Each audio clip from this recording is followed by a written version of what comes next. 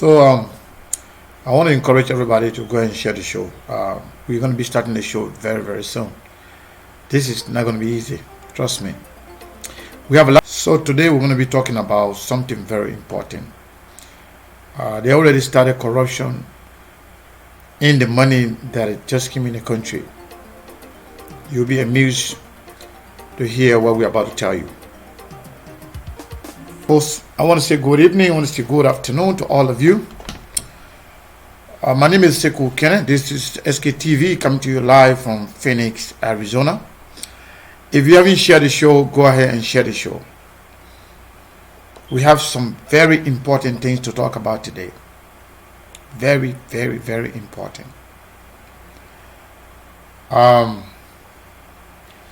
We are going to be giving you information that you have never heard from anywhere.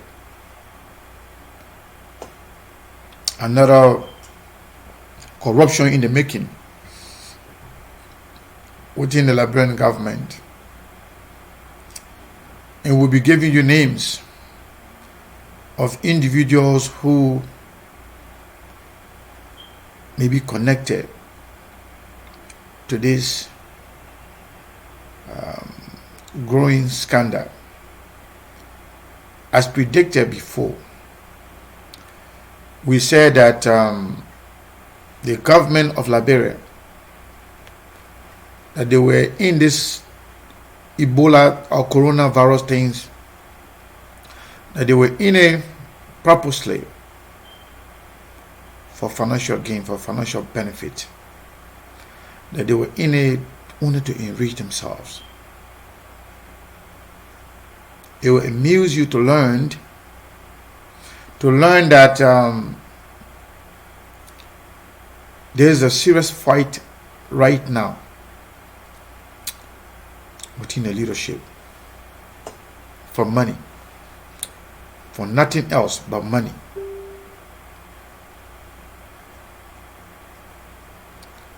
There is a serious fight right now for money. But before going there, what I'm going to do is that I'm going to pull up some information here for you. If possible, I might read it, or if not, maybe put it on the screen for you. But maybe that may not be a good idea to some people. But yeah, it's important that you know what is going on in our government. Yesterday we were talking about the money. The president of the Republic of Liberia sent out something yesterday. And when it went out, we made it very clear. We said that everything that has to do with this money, that the Liberian government officials, they were in it for themselves. But before going there, we said yesterday that we're going to follow what happened, or what will happen in the Senate this morning based on their deliberation. Now we have come to realize that the senators, the Senate formed a committee, because it turns out that whatever the president has, everything this president got to provide, there was nothing that the senator then can really look at and make a judgment on it. Nothing in it. So what they have done is for them to go ahead and read the document, put a committee together, a joint committee from the Senate and the House of Representatives, to come up with something substantive that will be in the interest of the Liberian people. Now, the two committee, there is a committee of the Senate. I'm going to give you some information here. I'm trying to pull up on my computer, but I'm not getting it there. So what I will do, I will use the phone to read some of those information to you. Right now, we have the Senate committee. On that committee, we have Senator Coleman, who's chairing. We have Senator Lawrence, who is the secretary. We have Senator Brown, member, Oscar Cooper, member, Sir Joseph, member, Steve Zago, member, Vani Sherman, member, Maurice Satuma, member. That is a Senate committee that has been put together to address this state of emergency and all the financial concern raised by the president, on one hand. On the other hand, you have a committee in the House of Representatives that is chaired by Akalas Gray. I'm talking about Moses Akalas Gray. On that committee, you do have some members from the opposition. However, based on the information we have received so far, in terms of the corruption that they have embarked on, it does not include the members of the opposition on the committee. So some of the opposition on the committee that I can tell, we have Fanati Kofa, Edwin Snow, Jeremiah Kuhn, you have Matthew, you have Mariam Fofana of Lofa County, you have Alexander Graham, Ranjide, and some of those people seem to be in line with the Senate. But then, I'm about to tell you the corruption part of it. Yesterday, you got to share the show, man. Let me see the viewership here. I don't know. Let me make sure. I want to make sure we have a lot of people here, because I'm not going to repeat myself after. Hey, anyway, can you hear me clearly? If you can hear me clearly, let me know. If you can hear me, also let me know. You know, before going to the corruption of the WIA government, let me tell you, yesterday we said it very clear that there were a lot of things that were not clear. The 25 million they asked for, we said it was not clear. The 40 million they talk about, we said it was not clear. So now, they themselves now engaging in a corruption and proving us right that the whole thing is about getting money for themselves. And the corruption thing I'm going to talk about right now, Akala Gray is the chairman of the committee appointed by the Speaker of the House to work with the Senate. But then the corruption aspect of it,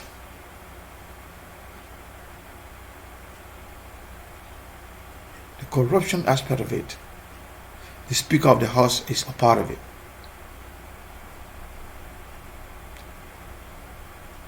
You know, we said this before.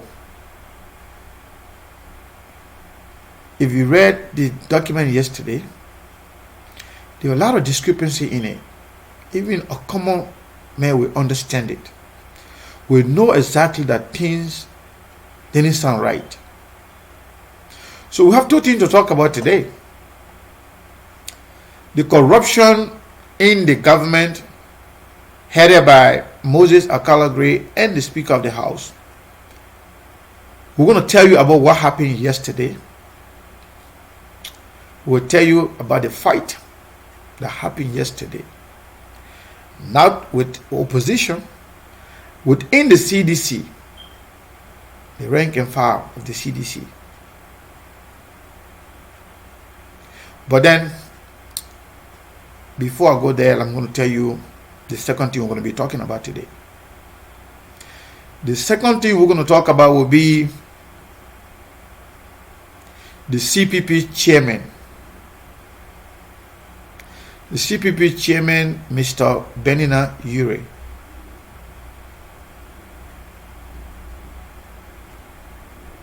His involvement with George Weah. George Weah calling him to give him donation for Carisburg resident. We're going to be talking about that. And some of our friends may not be happy about some of the things we're going to say here. But we've got to be realistic. We've got to be honest. If we're going to be holding people accountable, we should start with ourselves.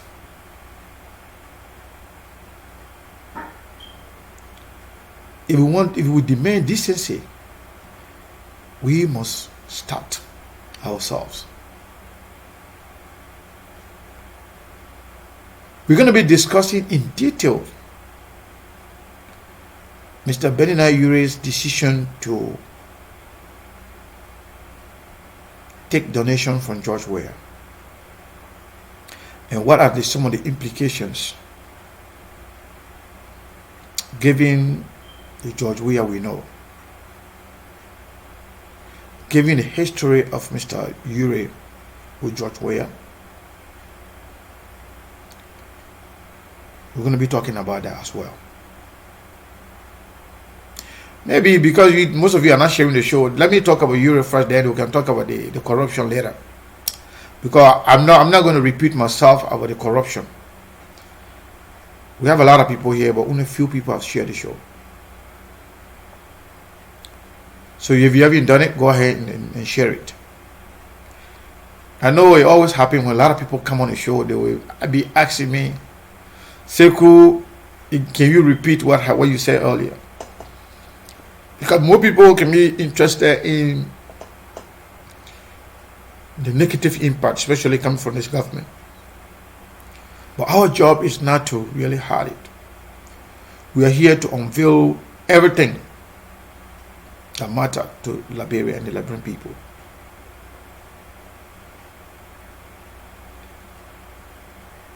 Anyway, I will go to the corruption because that's what a lot of people want to hear. So yesterday, Moses Akala-Gray, who happened to be the chairman of the committee that's supposed to be working with the Senate, the House Committee. You know, the legislature, they agreed that they should have a joint committee. They're going to work together with a resolution that will streamline the president's letter or proposal. Resolution that will inject some good things in the president's letter sent to the legislature. So both organs, talking about the Senate and the House of Representatives, they went ahead to form a committee. The Senate, I believe they have worked pretty much on their part. They have done their part. Now, for the House of Representatives, committee appointed by the Speaker of the House, who appointed Akala-Gray to head that committee. As usual, they always corrupt. They always engage in corruption. So they went yesterday to meet. They went to George Weah house yesterday. asking George Weah, asking the president that they know the money, the 25 million that they are asking, that the 25 million they know very well. Now all the 25 million is going to be used for the people. So Alcala Gray and his member from the sedition on the committee, they went to the president's house yesterday, asking the president for $5 million. You hear me right? $5 million of the people money, donation money. Money that's supposed to be shared, that they're supposed to use to buy food, to distribute it to the Liberian citizens. Alcala Gray and his friends yesterday on the committee of the House of Representatives, seditions. I just named some of the people that are on that committee. I'm going to repeat it. Some of the opposition that are on the committee. I have no information yet as to whether or not they were involved in this particular scandal yesterday. The names of opposition that I know so far, based on the information we receive, we have Edwin Snow, we have Fanetti, we have Jeremiah Kuhn, we have Mariam Fofana, we have Ellis Graham, and few others. The rest of them are CDC representatives. So yesterday they went to George Weah house, that they know that the president and the executive are going to be sharing the money among themselves. So before they in the Senate, the House of Representatives can approve, or they can come out with their own resolution, they must get their share of the money, and demanding $5 million. Can you imagine this country? They will not say I'm lying. They know it's true. Yesterday. And people, and the president and those people supporting the president from the executive side, they said no. They said let Alcala Gray and the member of the CDC member in the House of Representatives should go first of all and do their due diligence by making sure they work with the Senate to approve the proposal as is.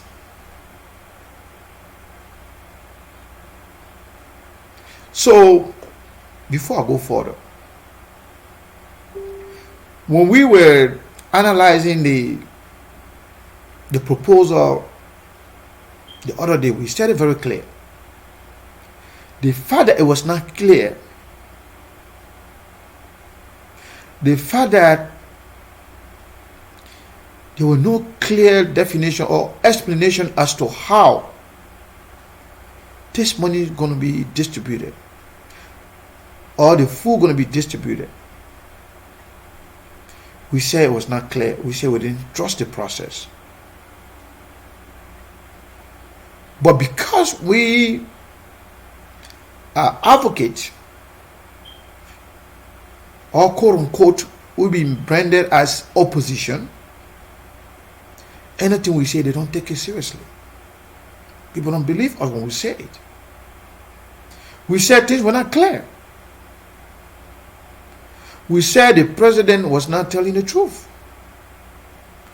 We said they were in it purposely to enrich themselves. We got insulted. We got threatened. Now, CD said themselves, those in leadership, in government, I'm talking about people who are representing you, saying that they don't trust the process. They know that the money is going to be shared among the executive. So they too want their share. Imagine members of the House of Representatives having the audacity to go to the president's house and asking the president give our share of the money if they don't have proof that this money is going to be distributed among themselves. They won't do that. So let me tell you the funny thing about the whole thing. They are working along with the House of with the Senate. Now the Senate, according to the information I received, they have already done their part.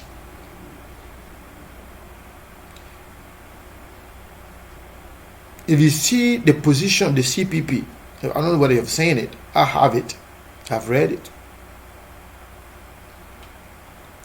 If you have read that particular thing, that represents, for the most part, what the Senate intend to do.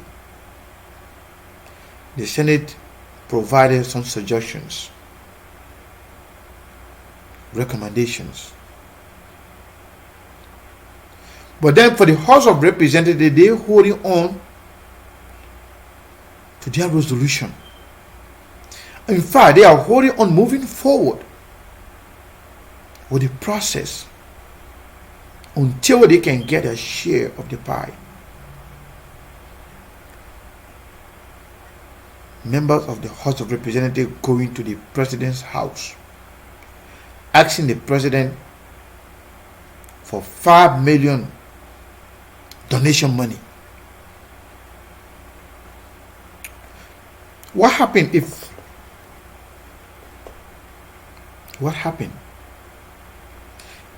IMF, WHO, and other international partners, if they hear this, that our government people are fighting among themselves, members of the House of Representatives fighting the executive from the same political party, ruling party, but by the way, fighting among themselves to share the money that is intended to cater to the needies.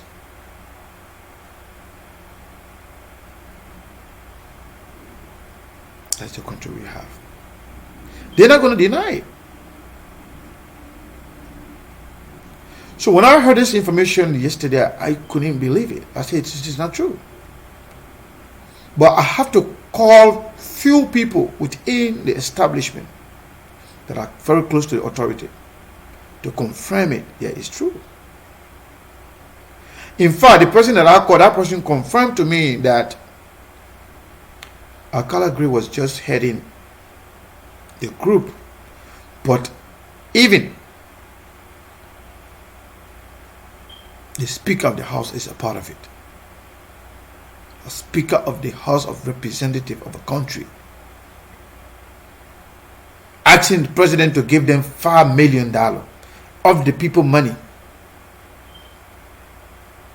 before they can sign a resolution that will save life, before they can sign a resolution that will provide food to the poor people. Are these representatives, or they are self-seeking, self-centered, egoistic criminals? Who are they?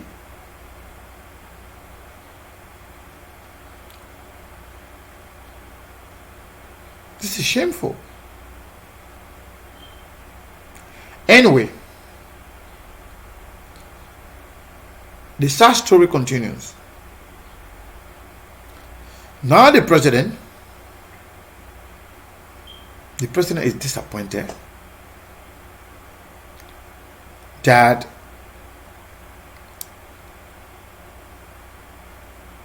they were thinking that he was thinking that it was going to be the opposition that were going to have some issue with this whole proposal. But to see members of his own party going to his house to ask him for their share. You remember the scenario about the Bulgarian investors that came to Liberia? The same scenario is playing right now as we speak. As I sit here right now, it's going on. The same scenario. If you have forgotten, when the Bulgarian came to Liberia, Moses Alcala-Gray, Thomas Fala, Molba Molu, and few other guys, they signed a deal with those people that they're going to give them Buchanan Port, and they took away $3.5 million and gave the president their share, and then give Sir Joseph in the Senate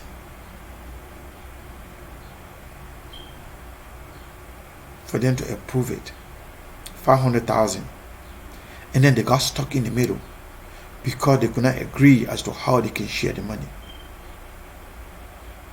Those where the president went ahead and also signed another contract, 2 contracts for one concession for the Buchanan Port. At the end of the day, what happened? The Liberian government is in court right now for that. We talked about that before. They deny it, and later on we provided evidence. You saw it. What happened? The same scenario is playing out right now as we speak. The coronavirus is killing people. People are contracting the sickness by the day. Dead body being discovered on a daily basis. Unknown dead body without any clear understanding as to how those people die. But yet, our Speaker of the House, along with his friends from their ruling political party, asking the president to give them $5 million before they can sign a resolution.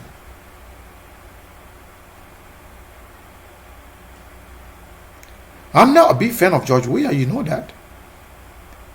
But George Weah should be disappointed. And he is very, very disappointed. That in fact a stigma that there is a corruption in his government is coming from people within his government.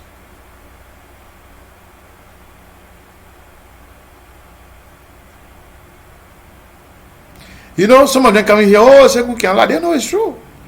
But they don't want you to hear it. So they will come and defend themselves, which is okay.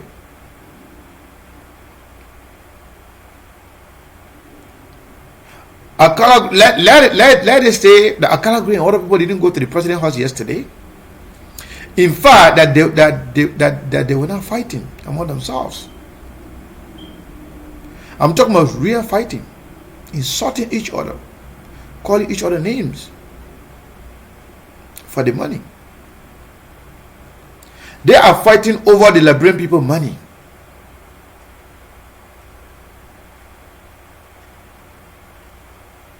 Saying that they know very well that the president is going to be sharing the money with other people. As a matter of fact, they're even saying that the president already started giving money to people within his surrounding, people around him. So those guys, tradition in the Senate, led by Moses Alcala-Gray, they were the one that went to the president's house. So those that will come here and say Sekou can lie, let it come, or let it call Alcala-Gray and deny it. It's true. The Speaker of the House is aware of it. And the funny thing about it, the opposition member of the committee, they did not inform them, thinking that when you go to the president's house only with the CDC people, then they will just get the money and go with it. That was their thinking. So when they went there was a resistance.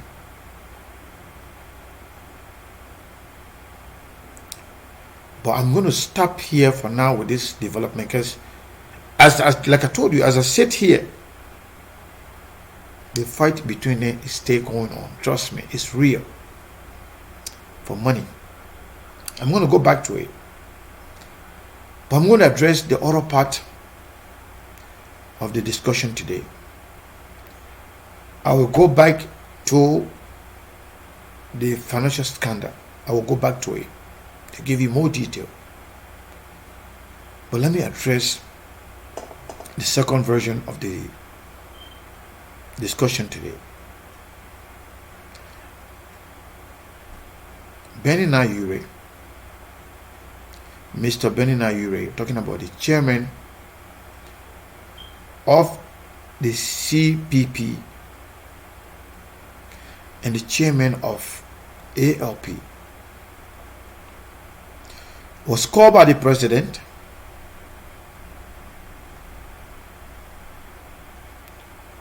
to give him donation, to pass it onto the mayor of Carisburg. I don't know if you're hearing me. Benny Nayure receiving donation from President George Weah. When was it? When Benny Nayure was crying. How long ago? When George Weah stood up and said, as long as I am a president, Oyure and Dillon will never win election in this country. How long ago? When George Weah said Ure and others were criminals. How long ago? How long ago when we saw Mr. Ure crying on camera that George Weah and his people wanted to kill his daughter? How long ago? You think about this. For the same George Weah that you know, George Weah that is very vindictive, George Weah that never forgave anybody that fight him, George Weah that never forgave anybody that stand his way. For George Weah to go extra mile, of all people, wanted to call Benny Nayure, or chairman of the ALP and chairman of the collaborating political parties. That speaks volume. There's no justification. When something is wrong, it's wrong.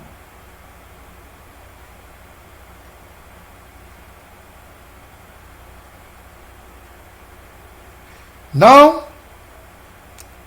based on what we are witnessing right now, I think it is fair to say that there is something going on between Benny Nayure and George Weah and people around George Weah that we don't know. That's just a fact. I listened to somebody trying to justify it, saying that, that justification even exposes Mr. Ure more. I listened to my brother and friend Henry Costa saying that Alexander Cummings asked George Weah that the opposition should be involved. But then, according to Brother Costa, President Weah ignored Alexander Cummings, according to Brother Costa. What does that tell you? Someone extended olive branch. Now, Mr. President, you are in this thing, but we are in it together as Liberians. Assuming that's true. But then President Weah decided to ignore Mr. Cummings,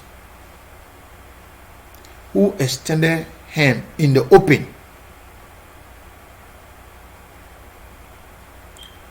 That could be because Mr. Cummings is an open opponent or opposition to George Weah. So George Weah does not want to do anything with people that go against him. So that justification even more is damning, very, very damning for Alexander or for Benny Ayure. For Henry Costa to justify, Alexander Cummings went ahead and called or maybe wrote the president that they want to be involved, and the president ignored him. That's the George Weah you know. That is the George upon Weah everybody know, every Liberians know. He does not forgive. Once he sees you as his enemy or his perceived enemy or perceived opponent, he will never forgive you. He will never work with you. He will never listen to you. That's just justify that. So, assuming Brother Costa is right that Mr. Cummings wrote George Weah and George Weah ignored him, that is a clear indication as to who Weah is. And that brings in a serious question. Why is it that Mr. Cummings, who supposedly wrote George Weah as a leader of one of the opposition political party to help, was ignored? Mr. Ayure, of all people, who did nothing,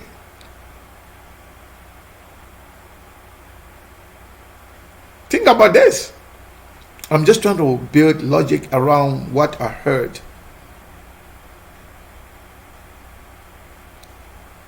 If the justification is Alexander Cummings reached out,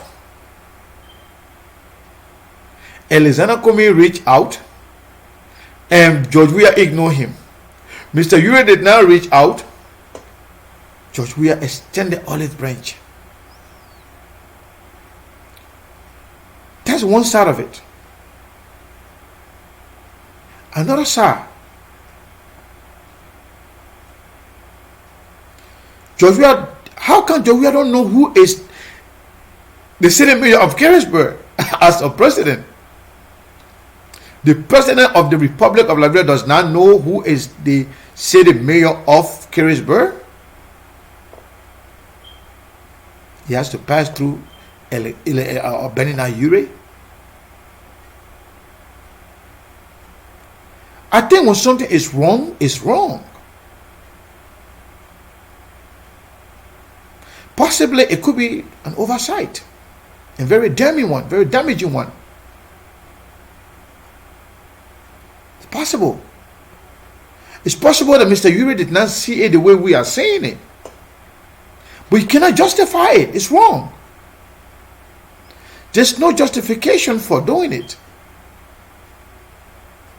Especially when you're supposed to be the head of the opposition grouping in Liberia. So we have all reason to believe the reason why the CPP is not making progress. Because you cannot be in bed with George Weah, or you cannot be working for George Weah at the same time cheering the opposition. That doesn't make sense. What? I mean, I just remember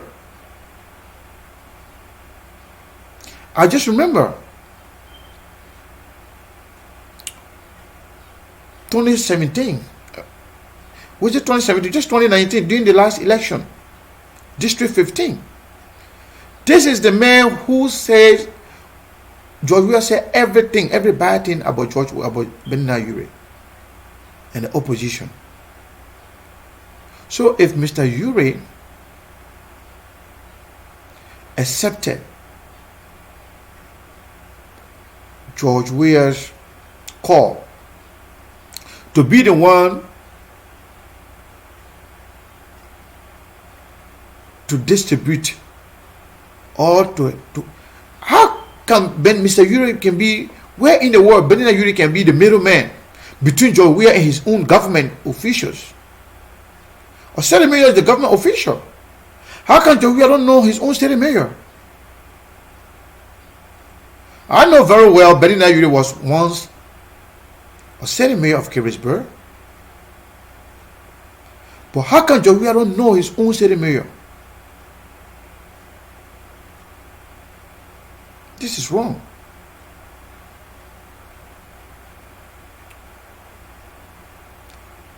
If it was an oversight, Mr. Ure should treat it as such, and Brother Costa should also treat it as such and say, I think this was oversight, it was wrong.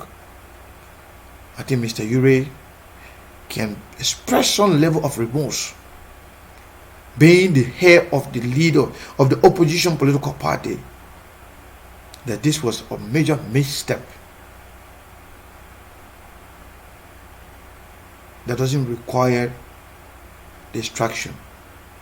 But trying to defend it, then you are adding fuel to the problem. You can't do that. If something is wrong, as admit it, say it's wrong, accept your wrongdoing. Who doesn't make mistake? We all make mistake every day, especially when you are a leader.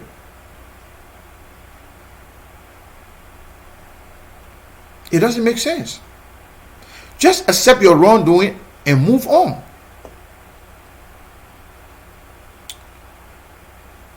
Where are we headed, Liberian?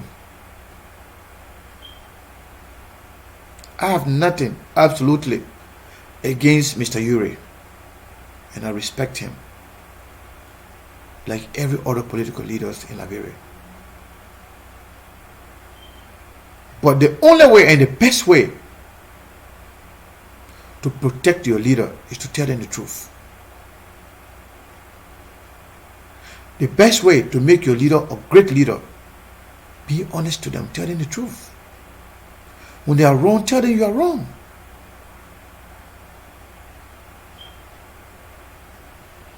I think it was a misstep, and I think Mr. Ure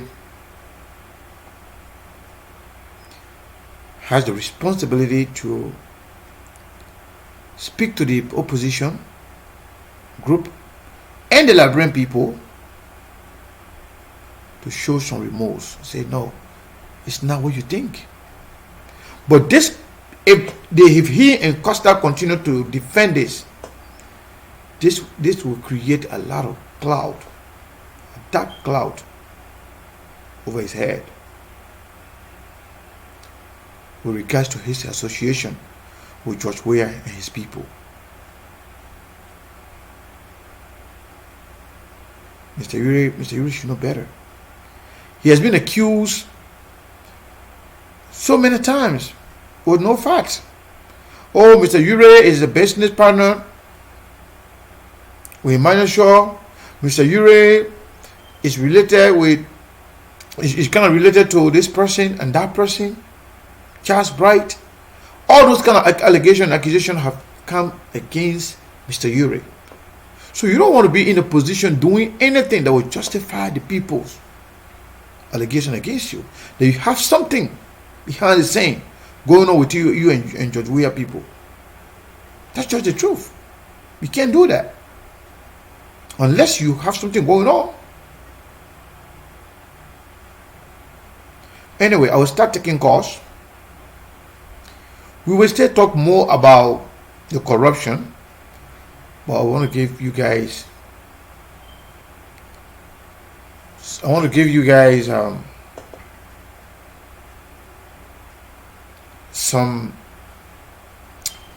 the opportunity to speak. If you have questions, ask questions.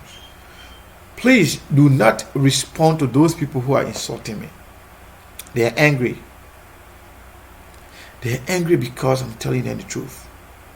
They are angry because we are exposing the criminality in the Weah government.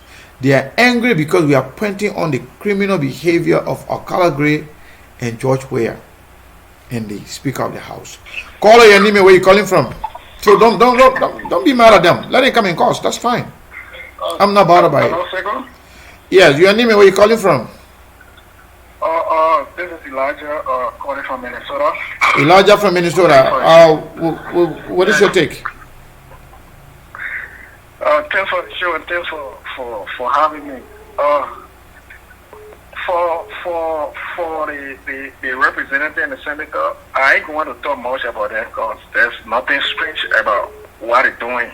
I just want to throw light on Dana Ure and Costa. You know, I listen to Costa defending the madness, and he never knew how to defend it. He kept repeating himself over and over. He refused to even go in detail about what Ure said during the presentation, the type of things Ure was saying, the type of campaign Ure were running. Oh, did you listen to it? I listened to Ure even talking about the president building or horses in Grand Crew, and the president told him when he finished with Grand Crew people happy he would come on this side to carry his bread and do the same thing for us. So do you have the recording? Because I haven't listened to it. I will send you I will inbox you Please send it to me right now. Listen to him. I will inbox you and you will listen to him. Things that Costa refused. Look, this is you know what usually mess up the presidency. What make a president corrupt? What make a leader corrupt? Is friendship.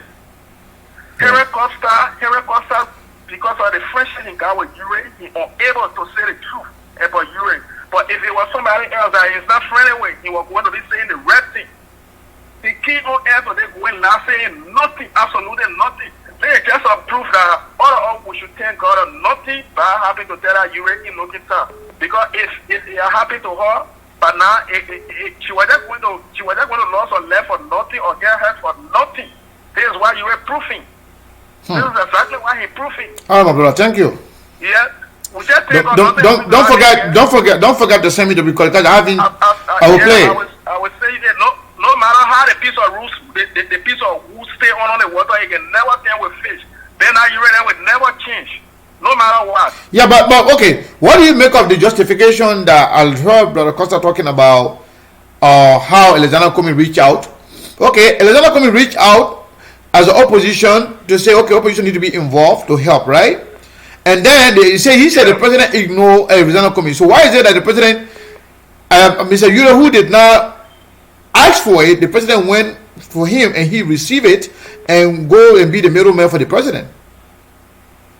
What is the connection? He shot and said he exposed Ure more. That exactly. That exposes Ure more. He exposed Ure more and shot and said in the leg. Look, Costa need to grow up and graduate from this type of things. We are followers and we can look in your face and tell you the truth. Why can't you look in the face on somebody you think you support? Hold the line, caller. Hold the line. The leader is better than the citizen of Liberia.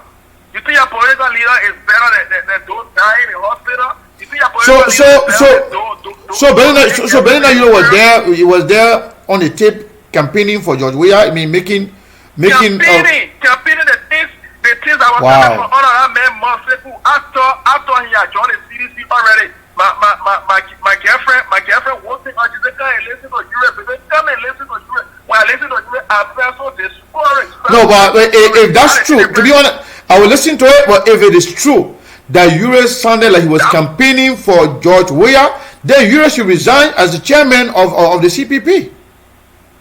Now it's the time for the CPP to show leadership. This is the time for the CPP to show leadership. But like I said, if it can be proven that Ure did that, then it's about time he resigns. It is proofy. The video is all on Facebook. I will inbox it. Please send it to me right now. I will play it. Costa, I just disappointed in Costa for real. Thanks for having me. I will inbox you. Thank you. Thank you. Wow. I hope that's not true, man. Yeah. I hope Mr. Ure didn't do that. My brother, Mr. Bear Dunois, are you there? Yeah, how you doing, bro? Okay, I'm all right. Somebody said they just sent me the video. Let me see if I can find the video. I will play it. Yeah. Yeah, you are live. What is your take? all right. Thank you for your analysis and everything you said today. I agree with some, and I don't agree with some. Some that I don't agree is the analysis with Benedict Ure. But let me first of all come up with a ruling party memo decision. All right. You know what? Let me play the audio. They just sent it to me. Let me play it. Let me see if I can play it, and then we can take it from there. Yeah. Because I want people to hear it.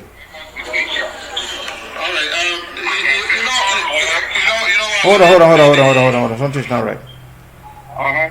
Yeah, I found it. Okay.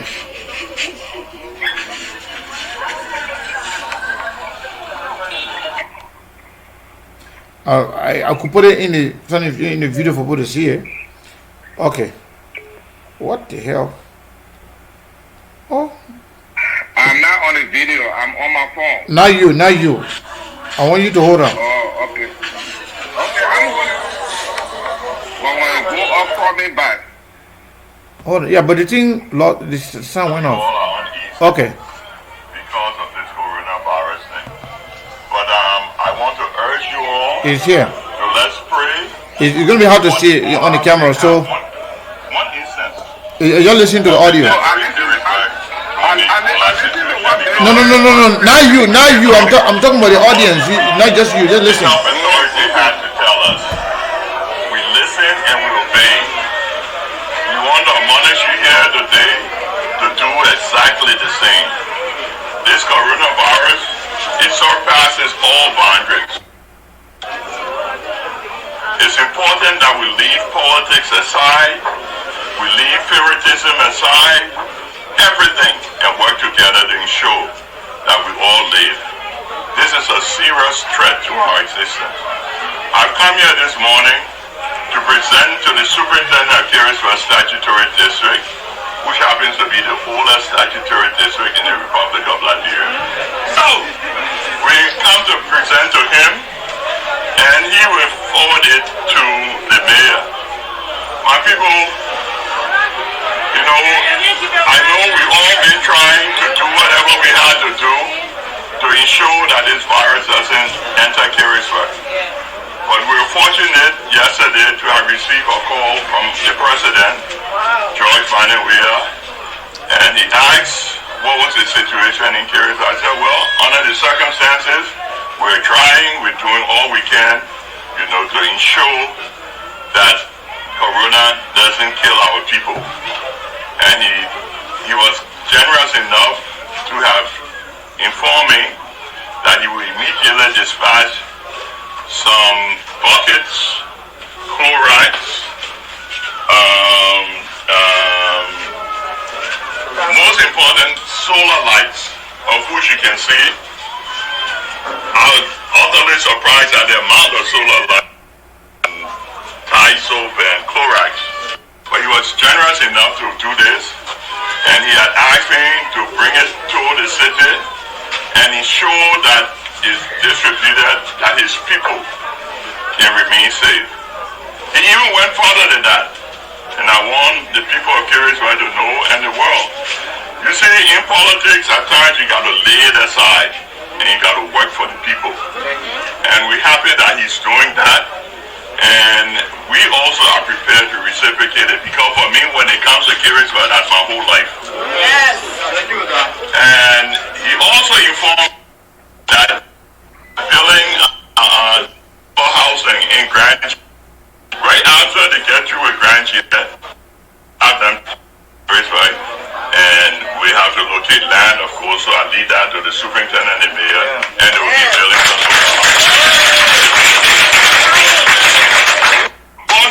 This thing is saying not only Kiriswa City, Mr. President, they got that other told, we got Crowville, we got Louisiana, we got they're all in this district. And we don't usually talk for Kiriswa City, although this is our hometown.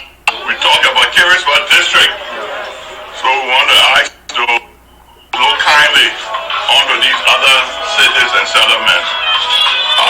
We want to announce to you also that we will be going to make sure that these buckets, solar, especially the solar lights, we want to give it to the most needed, the old people and in communities, that the people can be able to see and take care of themselves in this difficult time. My people, I know y'all. This time I beg y'all, do what it was sent for. So if we do it good, the president might look at us again and send something else. But here is what little we have to ensure that our people protected. We want to use this opportunity to thank the government of Liberia through the president for this general gift, and ask that they continue to look on Kiriswa, because Kiriswa is one of the oldest cities in the Republic of Liberia. In fact, it is the oldest, because Monroe, our father of Kiriswa district, I want to borrow from him. He said, All right. We will leave it there. Mr. Burrow, make your contribution, then I will elaborate on Mr. Uri's comment. Thank you, Mr. The president. I don't want to call, maybe the president may not want me to call their name, but the brother who's just sent me the information, thank you very much. I appreciate it. So go ahead, Mr. Burrow. Hold on one second. Hey, caller, hold the line, please.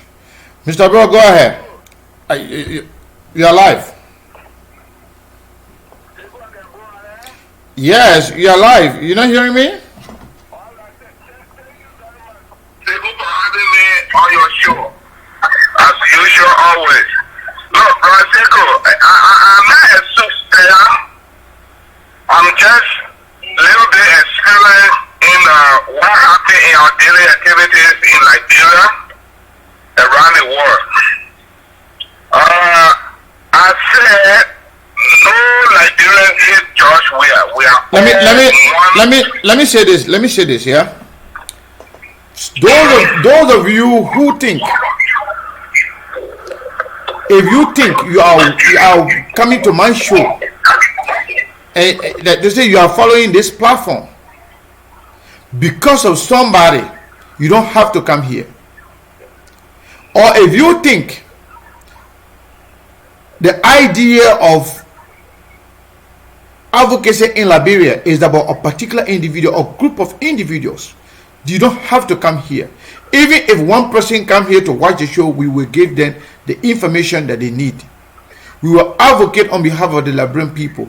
Telling me to leave these things simply because you feel like certain people are involved with it, so we shouldn't talk about it. That's hypocrisy. You happy when you come here, we talk about George Weah every day. We talk about George Weah and the ills in the country. That's okay. Somebody who's supposed to be heading the opposition group, speaking and behaving in this manner, you are telling me to leave this, don't talk about this, because it involves Henry Costa or it involves Benina Ure? You must be dreaming. If it because you think if you do this, it will hurt Ure or it will hurt Costa because if they don't want to watch this show, get out of here. You don't belong here. This show belongs to Liberian people. If you're getting angry because I'm saying something that you don't like, that you think will hurt Costa or will hurt Benina Ure, don't get out of here. You don't belong here. This platform is not for me. It's for the Liberian people, it's for Liberia. We discuss issues relating to Liberia and the well-being of Liberia. I care less about how an individual will feel about me. I just want to do the right thing for the Liberian people. So it's okay.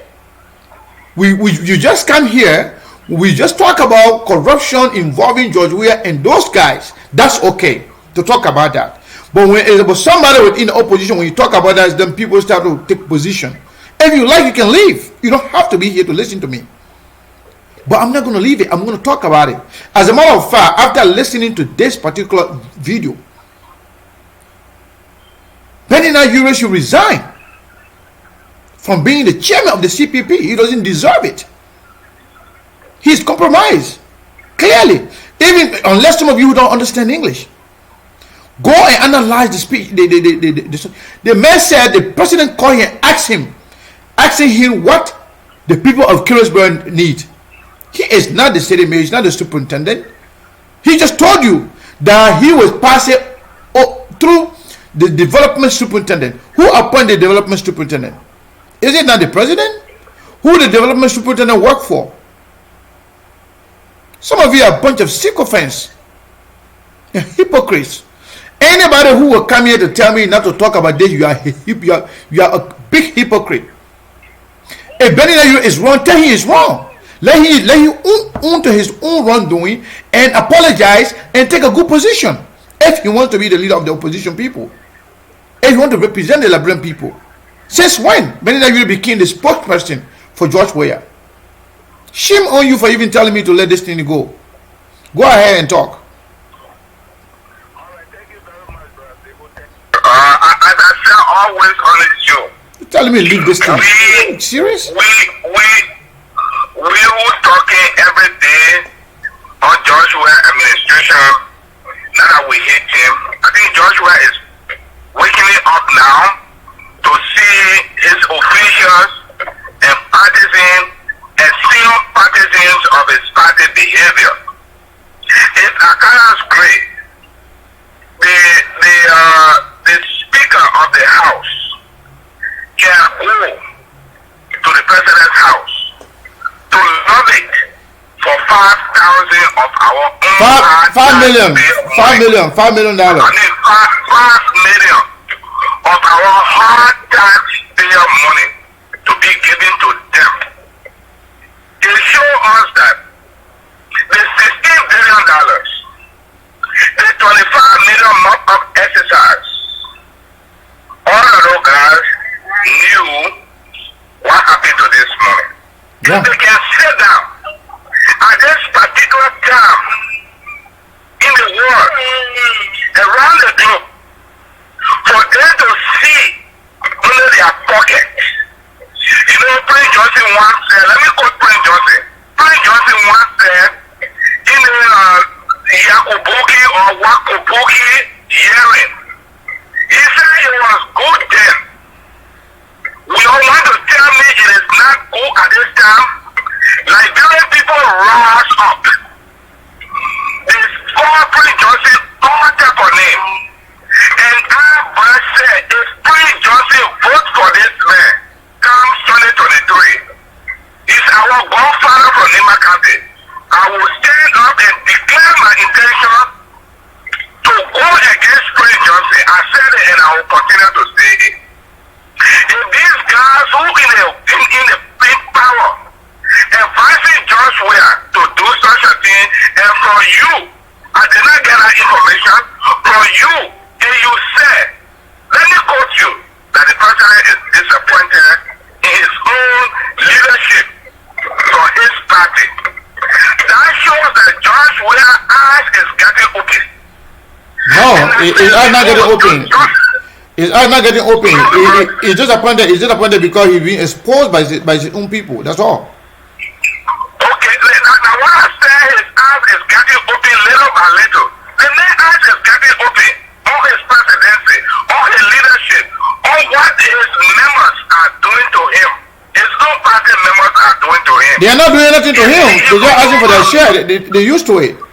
He started it. Yeah, but I said, listen, as I said way back, if you can recall, as I said way back, these guys are using George Weah popularity to gain something for themselves.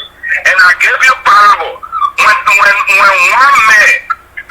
one big power ends in millions of power ends, what happened? They checking until you can say, but why? If I'm being bite up, then what I should do? Let me be there. But he should stay like a man to take a decision for the Liberian people. Two, you're talking about the NIUA. I little bit agree with you for your analysis. But as an old man, let me come this way and throw light on what you said. Even your wife. No, I want you to say your opinion because I have a lot of people waiting to talk. So just say your opinion. I'm getting my opinion. I'm getting my opinion out there. But you know, when old people are talking, they always bring parable. Okay, go ahead, Omer. Go ahead. Okay. All right, thank you very much. You see, in a crisis, Brother Sego, in a crisis in our society, in our culture, when something happens, when crisis happens, even somebody dies for you, the person that you have not spoken to or speak to, went somewhere, speak to for thousands of years, is there where people come together for unity? Is there where people come together to unite?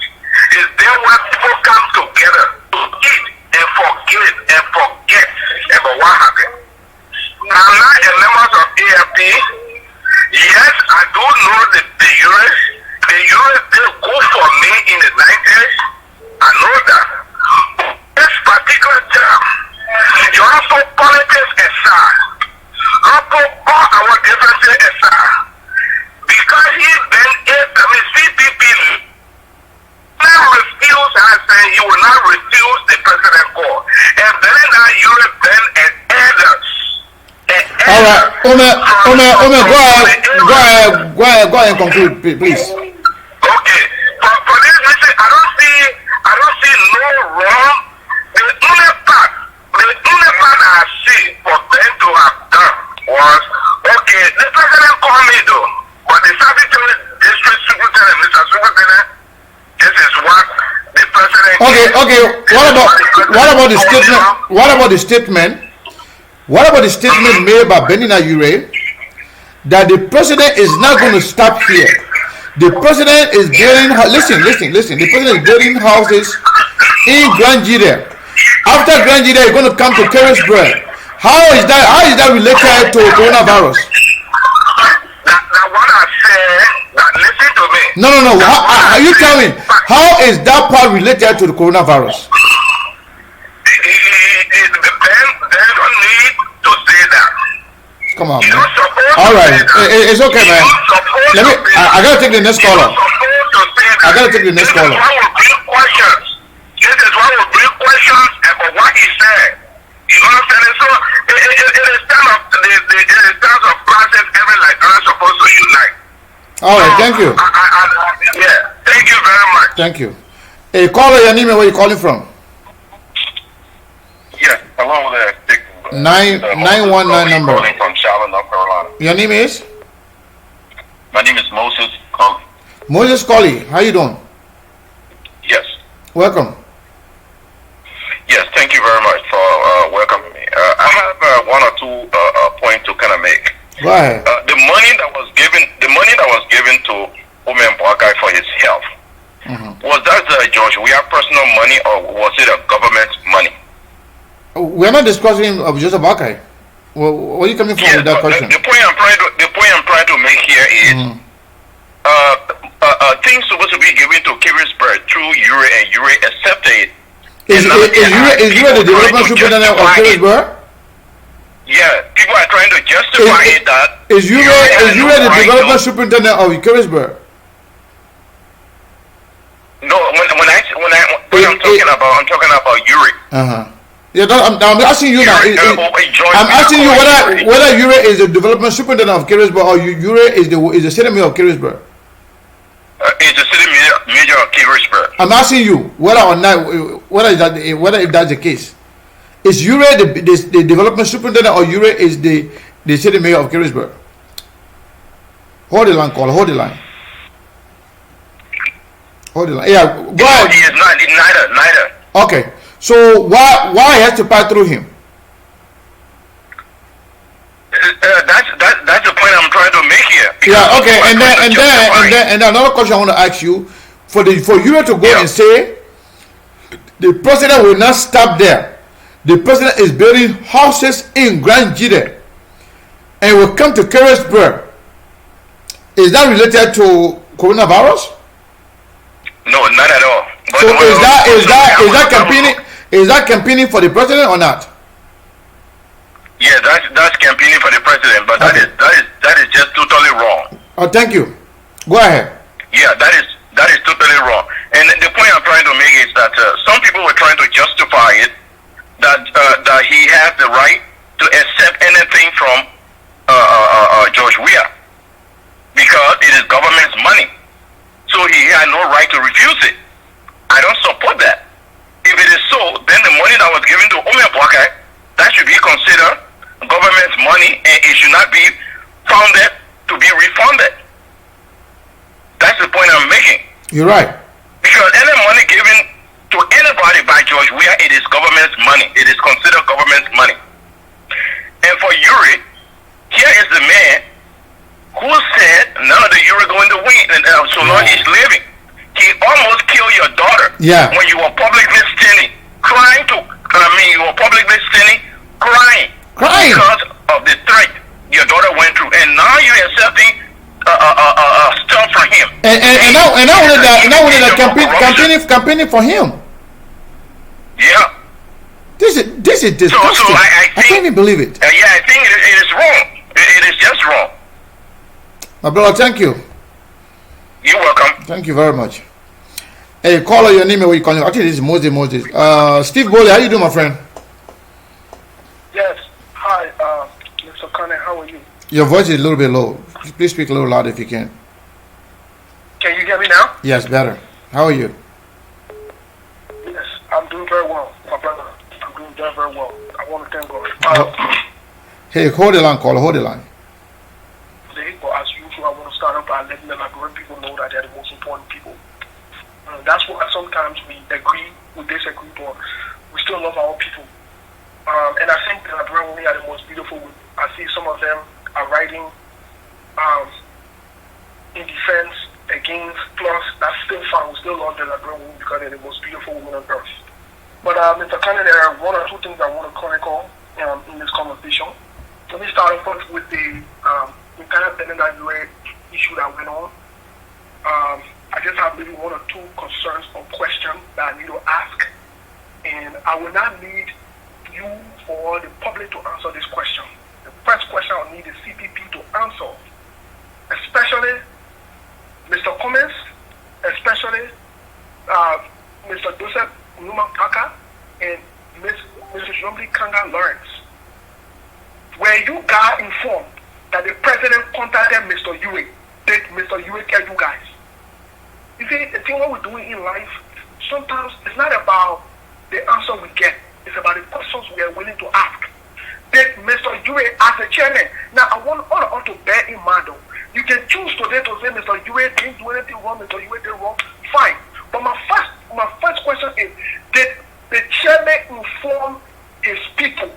He is in a collaboration. Did he inform the gentleman, lady, the president called me in an effort of this, even though I know Kerry Brennan, my area, but the president called me for us to do this thing together. I just wanted you guys to know this is what we are going to do. Mr. Yue let the people know, the leaders. That's the first thing I want to know. The second thing that I want to keep in mind, Mr. Yue is not just anybody. Mr. Yue is the face today, as we speak, of the CPP. Mr. Yue is the face of the CPP. So Mr. Yue represents all of us directly or indirectly. Anything he does outside their funding, let me just be very humble with my people. It will reflect on all of us who are in opposition and who maybe are in the CPP or who maybe consider the CPP to be some kind of hope or something. But the last thing I want to say on the whole CPP issue is this. Being nice does not mean you should be stupid. Let me just stop you for a second to recognize one of our leaders, Senator Yomli Kanga Lawrence, just joined us.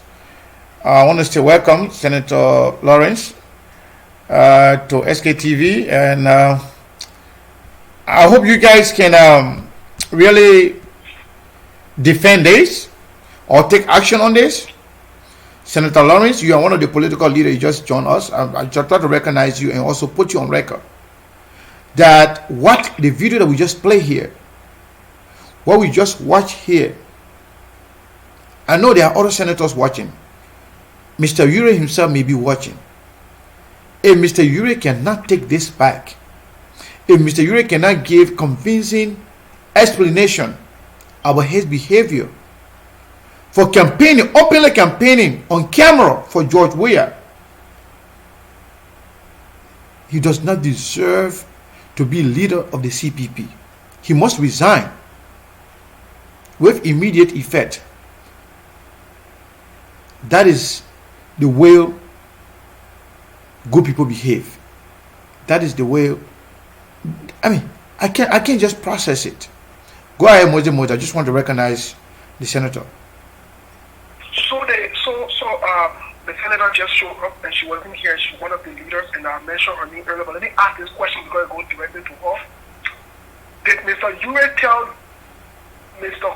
Alexander Cummings, Mr. Joseph Yuma Boaka, and Senator Yombli Lawrence Kanga that the president contacted him and this was the initiative he wanted to take, or he had to take, or this was the responsibility as being the head of the CPP? Did he contact you guys? If he did not contact you guys, then I want to say openly here that there needs to be a serious investigation and steps need to be taken in order to reprimand or in order to make sure Mr. Ure is held accountable for what he did. And there is no backfighting about it, no bad feelings inside. I don't care who comes to defend. That one, not anything. Anybody can defend who they want to defend. We know that when people. That's okay. They seem to be groomed. They seem to be groomed to that. Instead of defending the truth, they choose to defend individuals. But like I've always said before I go to my next point, for me, I don't follow people who I have to defend. I don't. Because I got myself to defend. I'm not going to waste my time trying to defend this person, defend that person, and make myself to look funny. But let's get to the other issue here. Mr. Kane, the CPP leaders need to get serious. They need to wake up. They need to wake up. They need to wake up. I will say this again. Being nice, being humble, does not mean you can be stupid. There is no time to ignore anything in the CPP. Somehow we are not, I say every day, I'm a member of the CPP. I will be a member of the CPP until John Weah does the right thing for Nigeria. And if we see anything funny in the CPP, it is our responsibility to call it out. I don't have no time to go to political parties, go discuss the issue to market. No, we're not going to recreate criminals, crooks, and rogues. That's not true. Everybody will be held accountable. You do wrong, we'll call you out. For me, I will do it. I don't care. If you call me behind closed door and say, let's discuss this thing behind closed door, I will tell you, don't do that. You do that, I will expose you as well. I don't have time for that. But let me get to the whole proposal the president made a few days to the Senate. The proposal is a trick and a trap. Now, before you go there, I want to ask you a question. Yes, on this whole Ure issue.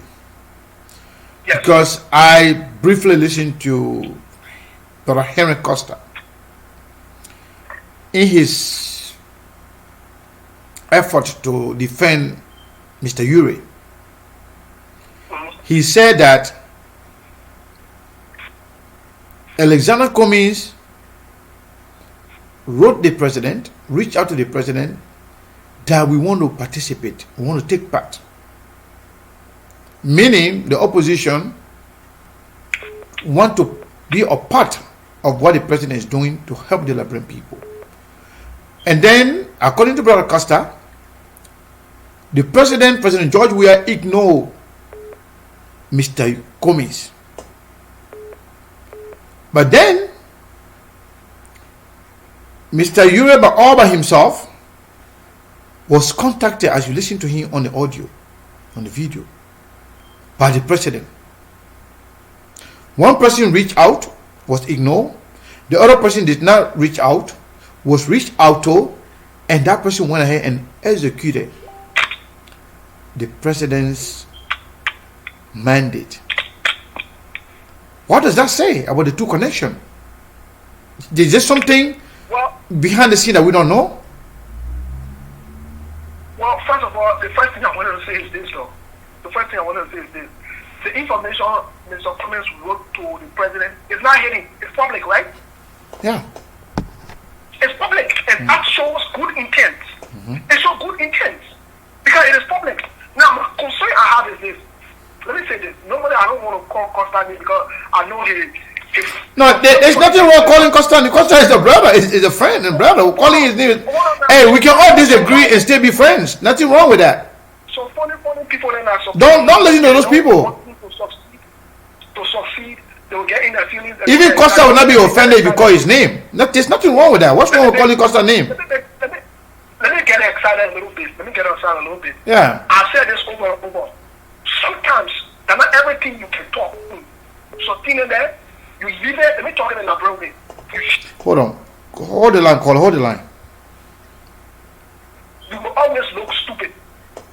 I will say here again, when you choose to defend one, you always make yourself to look stupid. Costa is not Mr. Ure spokesman. He did not need to come and defend Mr. Ure in this thing. He's not a leader within the CPP. He should focus on COP and focus on revamping COP and getting COP straightened out and just leave the work and shut up. That's what I want to say to him. He needs to shut up and stop this noise. I've told him this thing before, and I'm saying it again. Costa needs to shut up, focus on COP, and leave the CPP thing. He's not one of the CPP leaders. He needs to have it quiet. He's not a political leader, so nobody should even be listening. But the man reserve the right to defend whoever he want to defend. Despite Europe being a CPP leader, if Costa wants to talk about somebody like we are doing right now, he has the right to do so. That's what I'm saying. He can say what he wants to say. For me, I don't take any consideration. I count it as zero. For me, it doesn't matter. It doesn't have anything to do with this. He needs to shut up. Think about defend you, whatever you want to say like this. I don't want to discuss Costa because that's another issue for another time. We'll discuss that issue for another time. Let me get to see what issue is coming. Because you see, the stage that is being set, I said this a few weeks ago. Some of the Liberal people were not listening. I said there would be a serious loss within the CDC. And it will arise because of this coronavirus warning business. I said it a few times. But not only that, Mr. Kane, you will be shocked to see that this proposal that these people have sent out is a trick and it's a trap. The president is sending us, let me say this, it's a serious distraction and a trap. Now, within that entire thing that is sent, just the very first few pages I read. The first thing I pick up from that, the very first few pages I read, the first thing I pick up from that was the president has openly did two things. He has done two things to us. The first thing he has told indirectly is there will be no senatorial election in October. The president said, hey, go read it. The second thing the president said was the whole economic downfall now is based on this coronavirus issue. That's what the president said. Go read it. But another thing that confused me, and I go on my page, and they got some funny people that support the president, which we welcome them because I brought some funny people. I'm a little confused, Mr. Kennedy. Sunday 12 on the 19th said we received 15 million for the World Bank. Good. The president is saying the World Bank is giving us 10 million. My question is, are we getting 25 million? Or are we getting 10 million? Actually, we are. I don't know whether you were here from the beginning of the show. The corruption that they are engaged in, and that what's his name, Akala Gray and other member of the CDC representative who are on the committee went to the president's house that they want their share, and Mr. Ure's action. Those are the two things that we were discussing today. I don't know whether you were here from the beginning. Okay, so the president. Let me restrict it to them, not discuss that entire issue. Yeah. The president, and his camp. I want to make the prediction. I will leave the show. I want to make the prediction, and I will be spot on this one. Very spot on. Remember, I told the Liberian people on this show, and I won't be on record again, that CDC downfall will come from within CDC, it can come from within your opposition. Let me say this again. No, hold on. Yeah, somebody says something. Let me respond to that. Yeah, I think that's Saros. Yeah, Costa did not say that. Costa did not say because the president ignored Mr. Ure was a victory lap. He didn't say that. He said it was wrong. But he tried to use that to justify that had the president responded to Mr. Ure and offered him the option to participate, he would have done so. That's what Costa said. But yet, instead, the president ignored him, and the president turned to Mr. Ure. And he said he agreed that Mr. Ure should accept it. So, I mean, you cannot justify it. It's just wrong. So, yeah, Moses, sorry for cutting you. I just want to clarify something. So somebody said that's not what he said. So what I was saying is, this noise that happened between Akaras Gray and the entire little group and the president, this law will expand like a wildfire. It will get big like a wildfire. It will get big up until it will drag some of the opposition inside. Let me say the I won't say the Labrador way. This noise will get big. It will drag some of the opposition inside. That's what I wanted to get to the Labrador. It will get big. It will drag some of the oppositions inside. And the last thing I want to say to you, Mr. Kanye, normally I don't normally give advice or recommendation. My recommendation is, let us not meditate about Costa. Let us stay focused. We got better things to talk about and think about. If Costa didn't contact me, let's grab him. No. Costa's name was just mentioned because he attempted to defend the wrong act. And Costa is not just about anybody. Costa is one of the powerful voices in Liberia. So if he does something wrong, we have to talk about it too. Even me, if you think I do something wrong, you can talk about it. I don't care. And I don't think Costa will feel offended if we mention his name. And it's better to mention people's name here in public than to go behind the scene to gossip about them. I hold nothing against Costa. I hold nothing against Benina Ure. But if they do the wrong thing, I will tell them because I like them. The only time you will see me talking about this thing again is I'm waiting to see what Senator Yomli Kanga Lawrence, Mr. Joseph Yuma Bwaka, and Mr. Alexander Cummings. I'm waiting to see the next step that we take. Let them joke with it, think that Mr. Yure did, and think that this is a play thing. Let them joke with it and don't take action on it. Let them joke with it and don't take action on it. And then we start to look into the nitty-gritty of this thing. Then look, this thing must start from whom? It must start from whom? If the investigation warrant from Mr. Benina Ure to be stripped off the championship, let him be stripped off it. If they recommend for him to be bound for this entire CTP, let him be bound off it. If the punishment is for him to be expelled, let him be expelled. There should be no time to play around. Let's move this thing forward. Let's get serious. So I look forward to hearing from the CPP and from Thank you. Mr. Benina Ure's behavior. Thank you so much. Thank you, my brother. Thank you very much. I think this is Evangeline. Evangeline, are you there? My brother Saros, you say you were calling and not coming through, so you need to send a call in. All right. Evangeline, how you doing?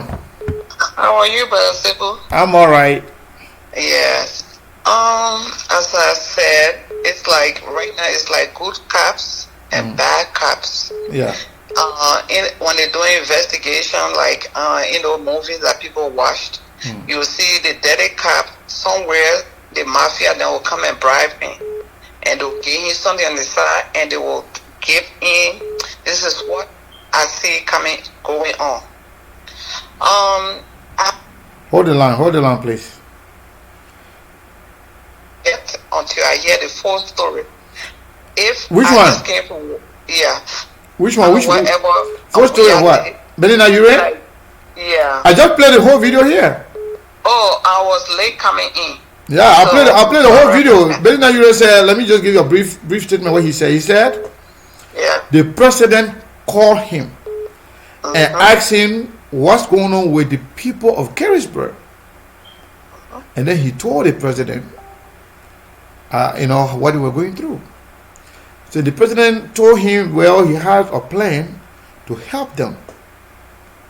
So he said, okay. So now, in doing the presentation, he said he's going to pass it through the development superintendent, district superintendent. So, after presenting whatever the bucket with all the good things about the president, he went further and said that the president is also building houses in Grand Jide. He said After that, you're going to come to Scarisburg. How is that related to the coronavirus? That's completely campaigning for the president. The CPP chairman is supposed to be campaigning for the president? So if the CPP remains as is right now, CPP will win nothing because this kind of behavior will compromise everything that the CPP stand for.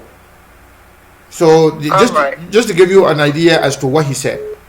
Okay, from the beginning of the story, I would say he was right until you brought. It's like you promoting the president agenda. Yeah. Be like, oh yeah, he's doing that. He's gonna do. But from the beginning, if he's one of the leader in the CPP and this is his district, so okay, I could say he was reaching out to somebody or bigger person that in the district. Yes, he have that right to reach to. If it's that part, just to reach out about the coronavirus, yes, he can reach out to Bernard Euro or anybody.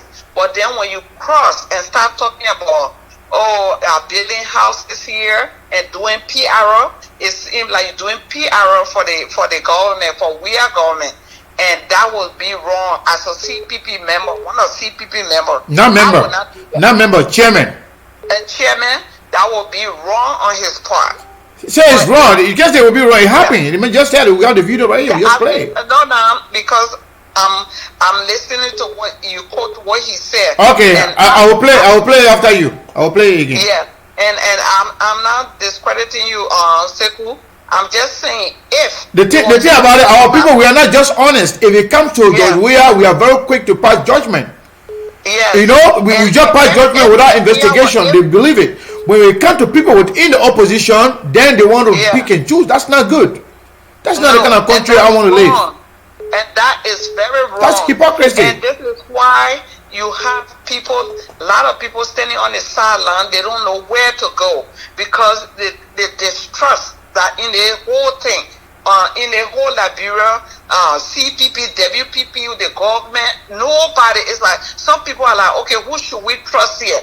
Because this money business have come again, and we are, people think there's a gentleman I just spoke, he said we are getting smart.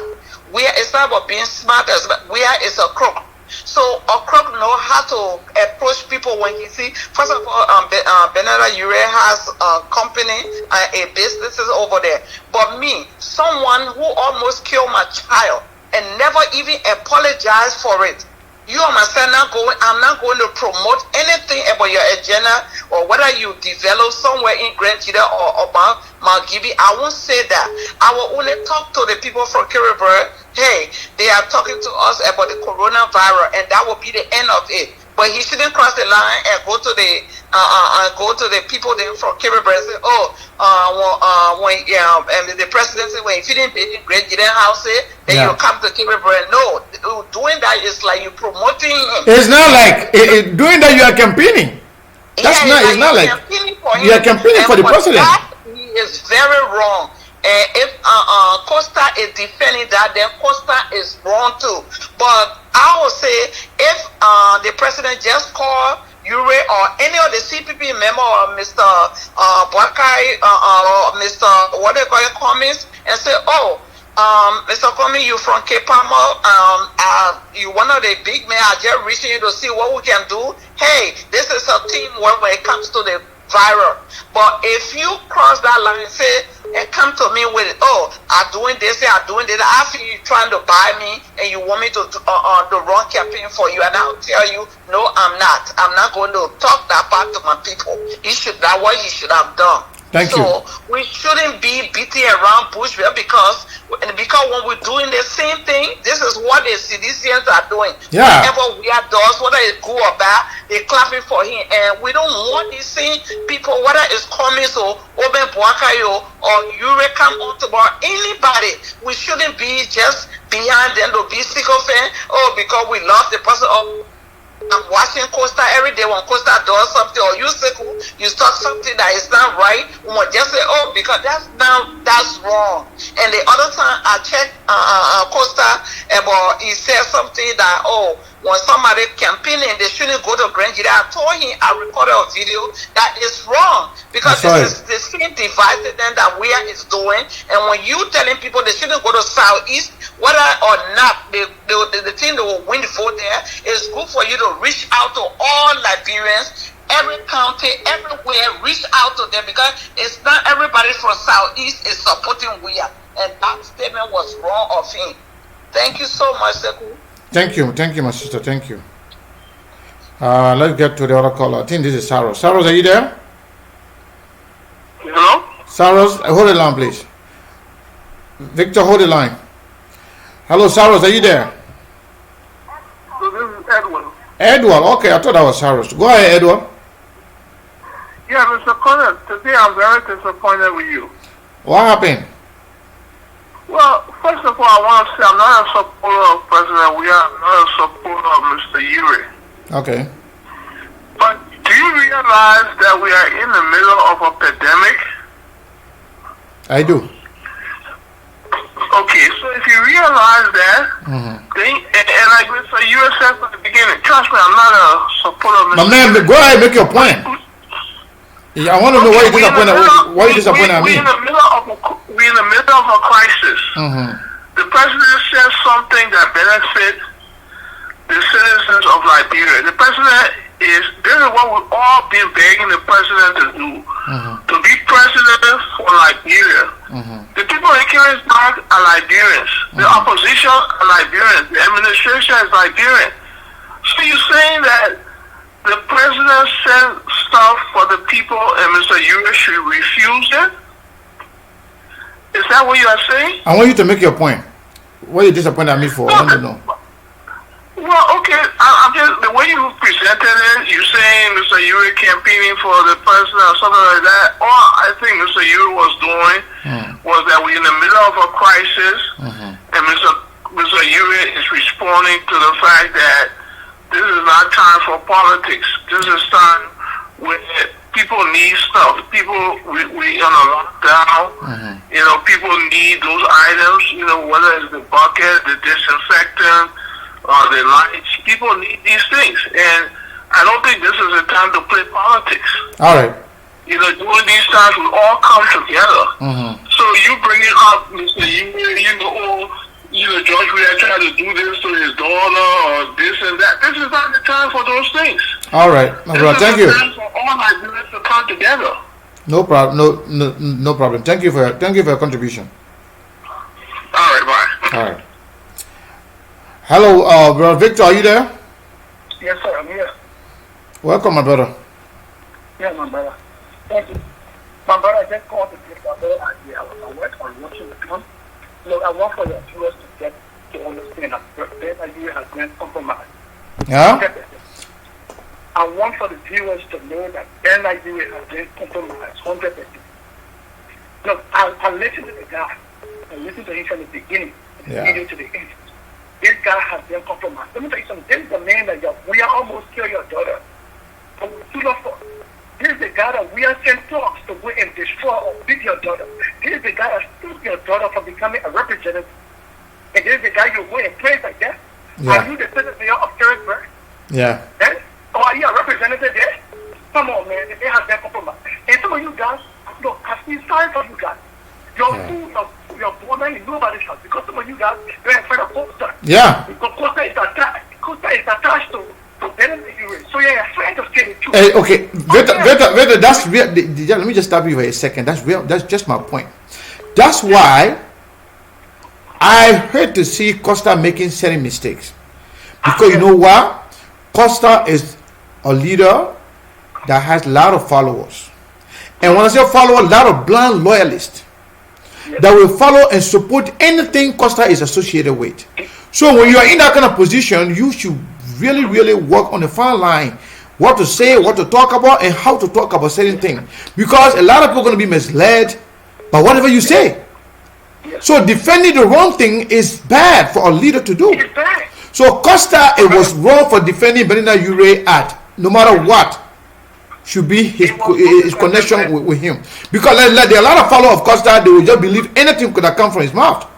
So that's when you're in that kind of position, you should always be on the side of the truth. regardless, even if it's against yourself. But you can't go and defend the wrong thing. Then you're going to be misleading a lot of people. You will put a lot of them in a difficult position, even to say the truth about themselves. So long Costa is attached to it, they will say no. Yeah. Yeah. I mean, what kind of country is that? That's bad. That's the kind of same behavior we see in the seditions. They see no wrong with George Weah. Everything that happened to George Weah is okay. Even when it's wrong, as long as George Weah is associated with it, it's okay. That's wrong. Yes.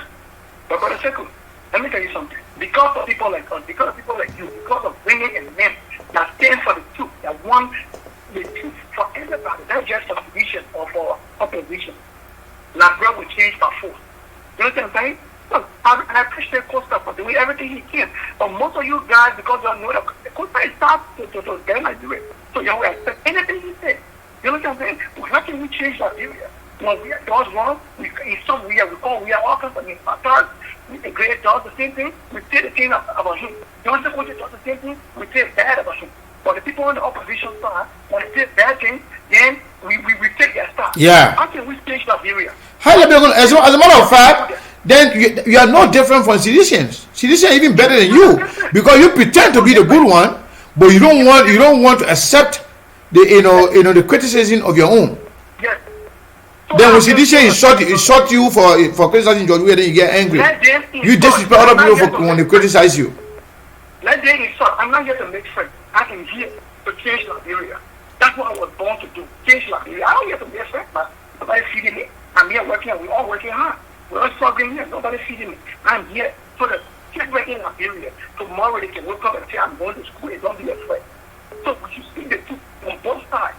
They are wrong. They should come and apologize. So that they apologize, and then you should be removed immediately. Then you should not be chairman. How can a chairman of the opposition group be there campaigning for the president? What sense does that make? Somebody who, the reason why they did not respond to that person who just called, say this is not time for politics, because that person thinking level is too low. So I don't want to waste my time. Everything is going on. Everything that's going on right now. Everything that is going on right now is politics. Yes. Even talking about amending the president's proposal is politics. The committee that is funded by the Senate and the House of Representatives is politics. Yes, sir. The decision for the legislature to be the one to bless the president's decision is politics. Yes. It's political. Yes. So some of you little mind will just come and just run your mouth telling people what to do. You don't know what you're talking about. Say we run in politics. Every day of our life is politics. They are using politics not to suppress our people. They are using politics not to beat our people on the street. Yes. They are using politics now to corrupt and steal our money on a daily basis. Then you say we're talking about politics? You can't be serious. Yeah, they can be serious. And also, Brother Echo, so those on the opposition side that are happy now that we are going after Costa, we're not going after Costa because... No, we are not going after Costa. We're just telling Costa it was a mistake for you to go and defend Bernard Ure behavior. Yeah, let me finish this. We are not going after him because we're not going after him because he got the biggest stuff. We are going after him because it was wrong. What he did. Don't call me. Don't start telling me, oh yeah, thank you. No. Man. Hello? Hello? Hold the line. Something right here. Hold on. Hello? Victor, sorry. We got disconnected for a second. Yeah, go ahead. Yeah, we got disconnected? Yeah, we got disconnected for just a few seconds. Just go ahead and conclude. Yeah, that's what I'm saying. We are not, you said we are, and other people are not going after Costa because we gave him or because he has been, no. We're going after him because he did the wrong thing, and we must correct it. So some of you guys at the opposition, there are people at opposition, in the opposition, are happy that, oh yeah, I give more than self. No, we're not going to give ourselves. I give ourselves because we love like we love friends. So get that straight in your head. We're not going after him because we hate him. We're going after him because he did the wrong thing. So I'm sure Brother Costa is listening, and he apologized, and NWA should be removed immediately so that we can move forward. Labra must move forward, not backward. If we say we are bad, if we say Accra is bad, when opposition do wrong, we are bad too. Let's correct everything. And people thank you. Get another person. Thank you, my brother. Thank you very much.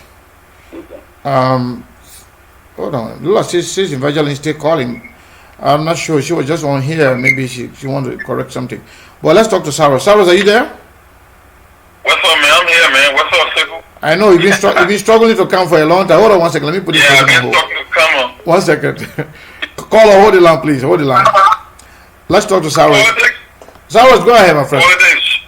politics, show business. You know, you got motive and you got intent. You got to be very careful. That's why you cannot be too speculative. Yep. I believe in trend. The reason I believe in trend is a confirmation of someone's action. Because when you do something repeatedly, then it becomes a habit. Yep. You see, I understand when people get mad for Ure being the head of the CPP to do stuff like this.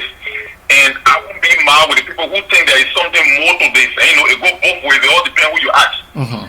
The optics might not look good, but maybe the intention was good.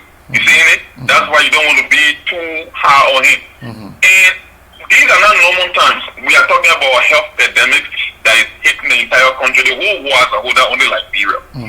But for people that are trying to bash Ure, you know, politics, like I said, it happened in America. I think you remember 2012 election when Mitt Romney made a statement. He said, 47% of Americans feel they're entitled, they can't pay taxes. The statement he actually made was a fact. 47% of Americans don't pay taxes. But the way in which he said it, people interpret it as an insult, especially when you want to do the real thing. He was saying it with the right intention, but the optics wasn't good. Being the head of the CPP, the president called upon you. I don't think we can play politics all we want. There will always be time for more politics, whether you like it or not. That's a fact. But in that case, you cannot say, Mr. Ure did that for political reason. I don't think that I would see it. Maybe some people might see it that way. I won't blame them for seeing it that way. You know, our politics is intricate. You can say politics. So in that case, how do you explain the fact that Mr. Ure said the president is building? I understand now. You from the perspective of the coronavirus, you think these are difficult times. So how do you explain Mr. Ure saying that the president is building houses in Grand Jide? He's going to come build some here in Carisburg. How is that connected? How is that connected to coronavirus? That's a red flag. I will only base my analysis on the but you have to base your analysis on holistically, not just a portion of the whole thing. That video, so I'm not talking about that. I didn't watch that video. I didn't get the whole content of that video, so I'm not making my case on that. But for other people that watch that video, maybe they see some similarity, maybe they see some screen that they could use to connect. But how do you explain that?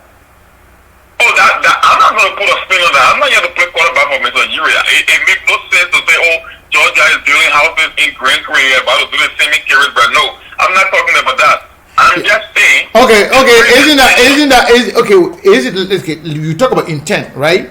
Assuming that the intention was, since this is something going on in our country, we will work with the president to make sure our people, are catered to, right?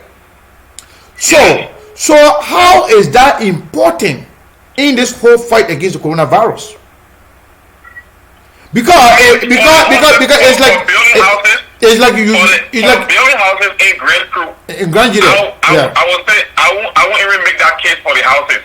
Okay. I won't, because there is no way you can defend that. So people who watch the video and understood the content of the video and added the whole presentation in Carisburg, they can make that case. For me, I'm not making my case based on the video because I didn't watch it. I don't want to jump to conclusion. All I'm saying here is, but for the folks that questioning you, let them use this scenario. It will also be a political plot by Georgia. Look, my man, politics is a double-edged sword, right? Georgia, you get them to Georgia is very aware of the city mayor from Carisburg. He knows the city mayor from Carisburg. But if we go both ways, maybe it was Georgia on the way of setting the CPP up and be like, you know what? Let me call the chairman of the CPP and let me play this game.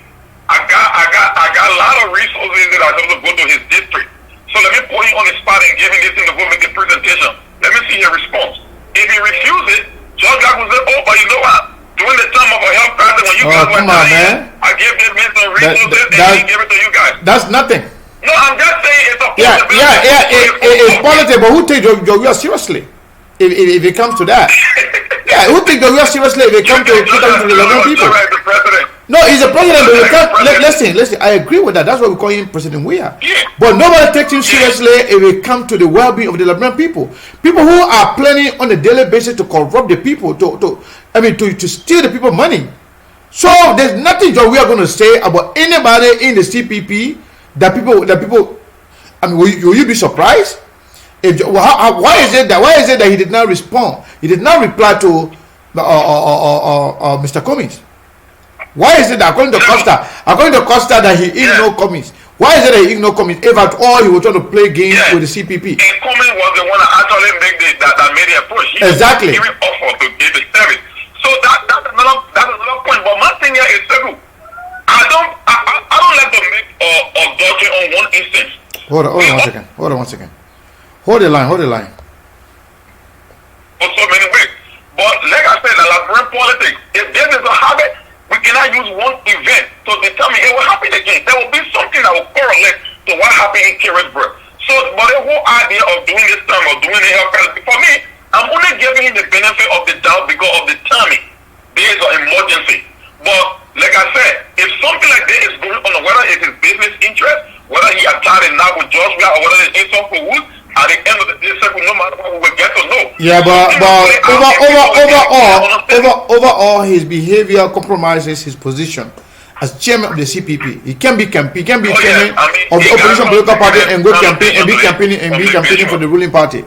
That's not how it works. Yeah. But thank you very much, It Carlos. makes sense, but for me, I'm not going to make one case. I mean, we see over time. I know people can be very tied up to talk about certain things when certain people are attached. I understand. It's okay. But we will talk about it as is. But thank you very much. Yeah, all right, man. All right. I know that's the politics in Liberia. People, when certain people's name is attached to certain thing, people can be very careful what they want to say about it. But just say the truth. You don't have to lie. Hello, says Evangelist, you're back. Yeah. We have a lot of calls coming in, so just make it quick. Okay. There was a guy that came and said, "Oh, Sekou, your opposition or other people saying that we are dividing the country, so when we are reaching out, that's not what Sekou is saying.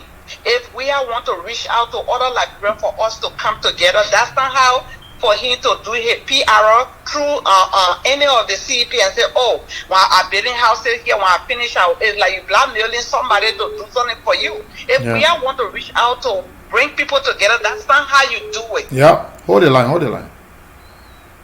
Yeah, but why is it that in fact, according to the information that Lieutenant Yuri, what is his name? Lieutenant Comey reached out to him. How come he did not respond to that? Yes. And if you want to bring Liberians together, you should listen to all the issues that they pour out. Not just for you to, I'm building houses here. I will be, after I build for the other country, I'm coming to you. It's like you bribing the person for them, that corruption right there. I'm going to play the audio again so that people can start. Yeah. Thank you, Sekou. Yeah, no problem.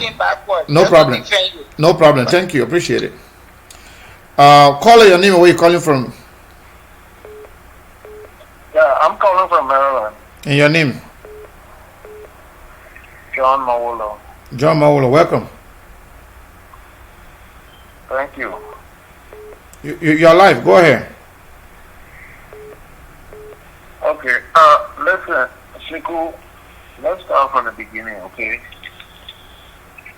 Bernard Yure is no fool. You want to listen to the video before? Let me just play the video. Let people listen to it. Then you can start. No, I watch it so many times. No, but I want to put it here. I just want to take the advantage of this time right now. Hold on. Let me play it. Right. Just a second. What is it? Oh, the video don't want to play.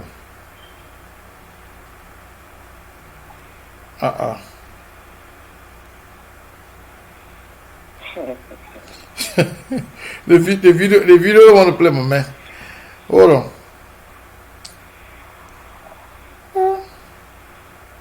But then go ahead and make your point. I will be working on it until I can get it going. Okay.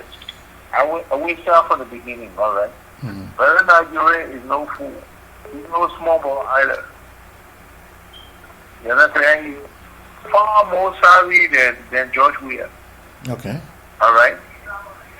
This man took a call from George Weah. That's his friend. They're always talking.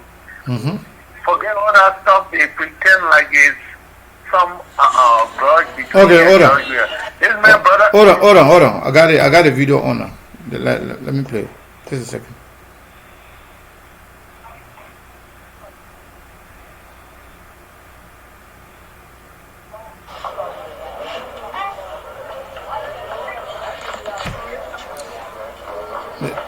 The video is playing now.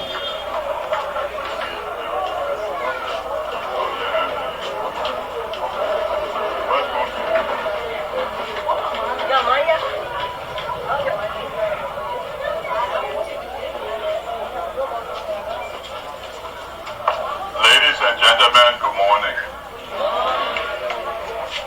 It's a good thing to see all the people from Territory. We see members of the council, law enforcement, elders, motorcyclists, all represented here this morning.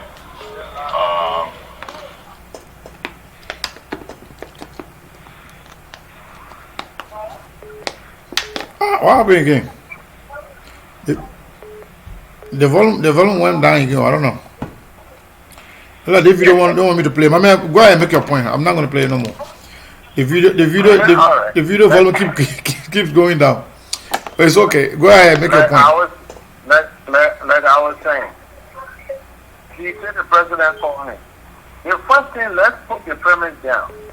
Brother-in-law is the advisor, senior advisor to the president. His business partner, Emmanuel Shaw, is a senior advisor to the president. His, I don't know, his daughter or sister works as the managing director at FPRC. Come on, you really want to tell me they got issues? Listen, this man got no issue with George Weah. Brennan Dow, from my personal view, is that Brennan Dow's only objective in the CPP is to hold the CPP down, hold the opposition down. The major opposition that would be a problem for George Weah. This man, he will not win an election even if nobody will run it in Liberia. You understand? Why is he even there? This is not his first time doing something like that. It's not even his second time. This is the third time that he has done something to insult the CPP, to insult the leaders of the CPP. You understand? Since we want to be naive to talk about COVID-19 nonsense, if that was the case, wouldn't he say, oh, the government sent us these things and they asked me to turn it over? No. But listen to the tip and see how many times he called George Weah name. In praises. Yeah. George Weah appointed the mayor and the superintendent, yeah. He appointed them. They didn't vote for them for him to say he don't know them. He appointed them. So he doesn't know which other county did he call. Like he said, to defend the most senior guy in the area. Which other county did he call the most senior guy to carry stuff for him? I know. Nobody more can play naive here. We're not stupid. They should stop playing that nonsense. And that's why the Costa is disingenuous. Because he was fair to the Liberian people, he would stand up to say the truth. But Costa is exactly like George Weah. They act exactly the same way. They got the same issues of narcissism. It's all about them. It's all about them. He put on clothes the same way. I don't want you to launch personal attack on Costa. No, launching personal attack. He cannot defend his man. Yeah. But we can talk about his behavior to defending the guy, okay, but don't attack him. I'll move from there. Yeah, don't do that. Move on from there. George, how to call it, man? Bernard Ure came to waste praises on George Weah. In my personal view, Bernard Ure should be expelled from from the CPP. I'm not sure of being a scare, but I think he should resign from the position. He doesn't deserve that position. Yeah, you're right. That's your view. He doesn't deserve that position. Because at the same time, undermining the CPP, and as chairman is wrong. It's evil. It's disingenuous. I don't even know how to describe it. It's so bad. That's evil to even the Liberian people. Somebody when I said don't launch personal attack on Costa, somebody asked me if I scared of Costa. These people are funny. You know, it's okay. You know, to even do this to the Liberian people, they asked for this group to come together. Why is this man continuously undermining the group? Yeah. Why is he? Benin Ayo does not deserve that position. No, that's the truth. Yeah, he does not deserve that position. People should stop playing. They should stop playing naive, like they don't understand what's going on here. Just we didn't have nobody else to carry the thing. Don't you think just we have no to send those things to? Why haven't they done it in other counties? Yeah. Why haven't they done the thing? Caller, hold the line. Did he? No. A communist wrote an open letter saying that the president should cooperate with everybody in the country right now to get this thing done properly. It was not a secret letter, and what Cummings was saying is that even if you call the opposition now, we will work together. He didn't call the opposition; he called Brennan Nigeria. Yeah, and then Benin Ayo did not open up. Say call me though. People are. Yeah. As a matter of fact, we can leave all the government officials there in Carisburg. And only to call Benin Ayo. I mean, what does that? Let people be honest, man. What does that say? Yeah, because they don't like to be honest. They're all playing naive. This thing is clear. This man is a mole in the CPP, and they need to get him out of there. He's been that way ever since. Honestly speaking, I think Benin Ayo is the one that holding the CPP back. Exactly, he is. I think so. He is. And we need to call that spade for what it is. And stop playing like people stupid around here. Yeah. And All right. Stop being naive. My brother, thank you. That content so backward. Oh, let's do this, let's do this. Yeah. It shouldn't be. Thank you, man. Thank you, my brother. Thank you. Caller, your name and where you calling from? 612. I apologize for the long wait. Caller 612. Are you there? Hello?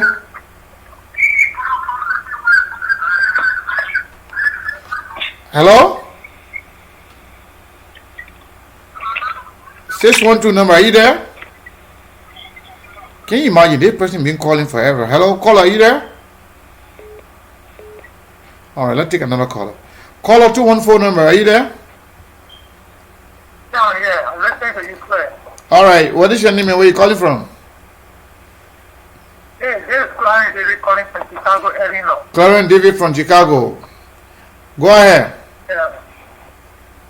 Oh, you know, people Yeah. in our country somehow frustrating. People that the masses are looking up to be. I mean, your sound is very bad.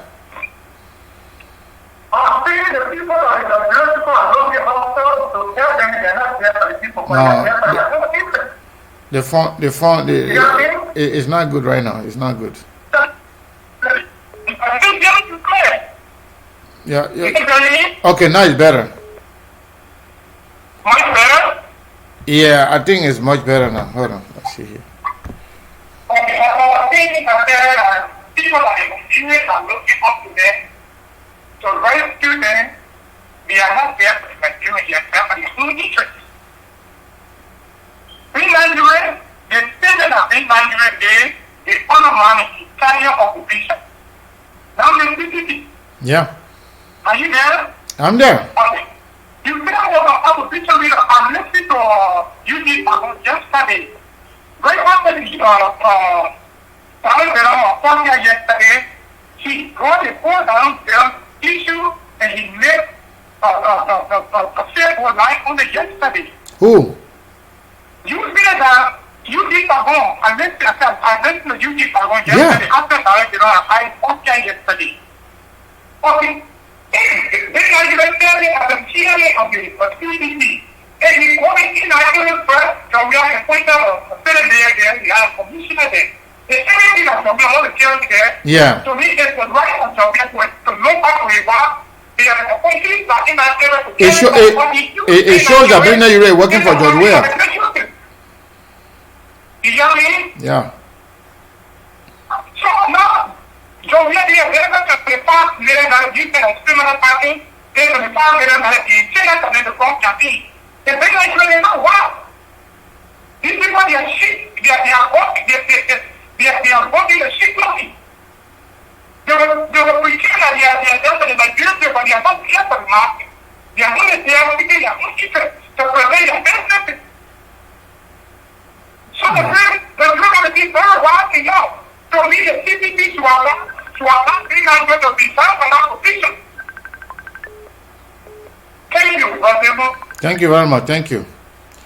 Let me take this CDC, my CDC brother to can defend CDC here. Yaya Tukle, how you doing?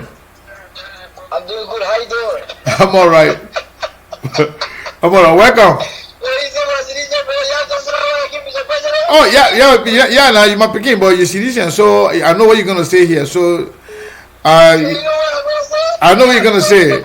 I know you're gonna. I know. Okay, go ahead. Go ahead. Mr. Yuri coming out back in the president. There's nothing wrong saying the truth. I know. You know, if we start with politics, we play politics. But when it's time for us to say the truth, we in the bureau, we hate to hear the truth. When they hear opposition, that does not mean everything when the president do, you should go against it. That's not the way it works. Okay, you say that why Mr. President have to leave everybody and come to Europe? According to you, right now, you say he's a chairman for CCP, right? Hold on one second. Hold on one second.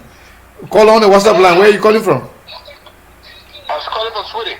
Sweden. Okay, hold the line. Okay, let the person finish. Just stay on the line. No problem. All right. According to you, you said that Europe is the chairman for the CPP. Why will President leave Europe and go to Mr. Comey? You ever see people? But the president did not go to the mayor. Okay. Let's take your own idea now as. Everybody. Listen. Let me tell you people. No, listen. Okay. Let's take your idea at face value. The president went to Ure because Ure is the head of the CPP. Yeah. But he did not go to Ure as CPP member. He went to Ure on a personal level. Number one. Number two, if at all the president went to Ure for as a CPP, listen, because that's not what he said. Because if you don't want the president went to Ure for on behalf of the CPP, Ure will have contacted the CPP leadership and explained to them what the president have reached out to us as opposition bloc, and this is exactly what he wants us to do to help him in the fight against the coronavirus. Then that will make it official. That means he's doing it on behalf of the people that he represents. But whatever he did was his personal thing that he did between him and George Weah, and further expose himself to go and campaign for George Weah. Okay, that's not the president's fault, though. No, it's not the president's fault. The president did nothing wrong. The president outsmarted him. The president showed that he's smarter than what's his name? He's smarter than this guy. If you was a president for an organization, right? If I want to do something or I want us to do something, I'm going to reach to you as Mr. President, Sekou Kene, to say. But that's not what Benita Ure said. Benita Ure said he didn't say the man reached out to him as a chairman of the CPP. But how you know that the man reached to you as a person? How you know that? That's what I want to know. That's because based on what based on his own statement. You see, Mr. Kene, let me tell you something today. You see, Labrador, in order for Labrador to go further, we have to understand this. You see, Labrador will never go in further. We talk about too much hate. Okay. Most of your follow-up that they come to your show, I bet observing that one. Even the day you start talking good thing about President Weah, some of them people are watching your show, they will never be watching your show. That's fine. That's not the way they love. I always say the good thing. If the president does the good thing, I say it. If he does the wrong thing, I say it. They show you. I never see you not you say nothing good about President. I have. Just few days ago, I said the president was right. I said the president was right. It was his right to declare state of emergency. Even Sarah that was talking, Sarah Mageda was talking. Sarah is one of the most hated person against president, but Sarah just came when I recommend what Mr. Yue did. There's nothing wrong. Yeah, because people are connected to people. You gotta understand that. Especially, let me tell you something. Let me tell you something. Right now, since President we have become president, right? I never eat $1 of CDC money yet. But no, you people are the citizens that care less about what happened in the country. You care less about what you get. You care less about anything. All you know is CDC. We don't care less. We don't care less about the problem I got with your opposition.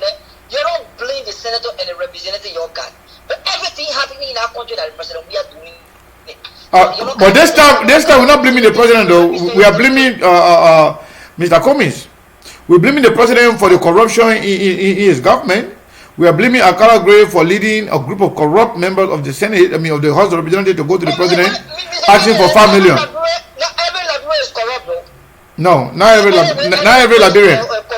Not every Liberian. Even Yasini Martin, you said you Rena. Yasini Martin is not corrupt. Oh, you told me, listen, let me tell you something today. She's a bio because I will tell you this, if you say you are an advocate, all the great advocates we saw around the world, nobody was supporting a star.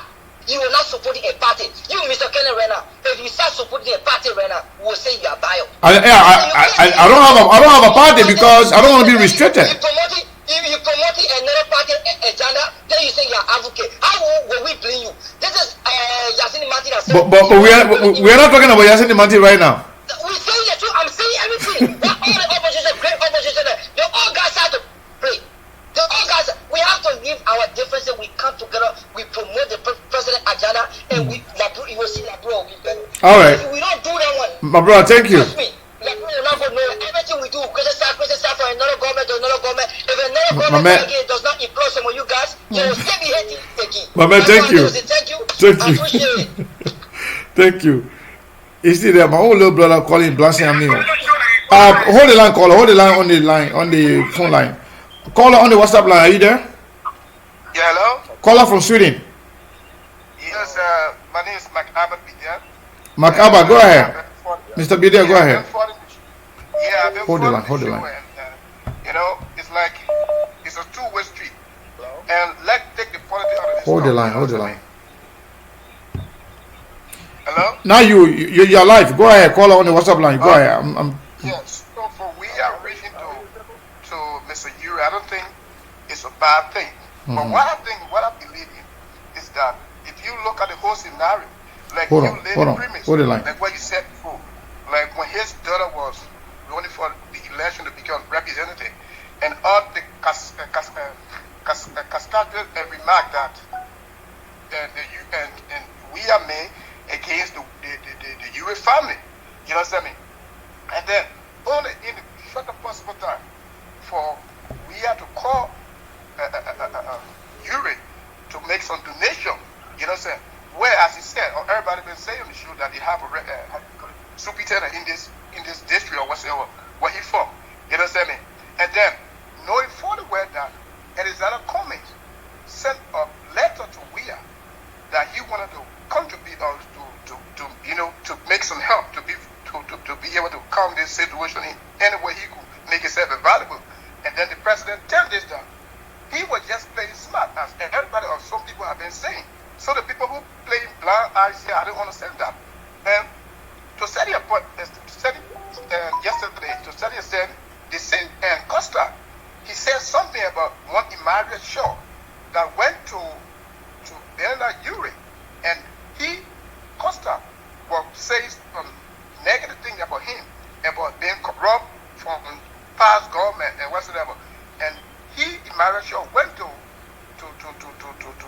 Bernard Yuri to close Costa mouth and call Costa and say, please talk to. So just kind of like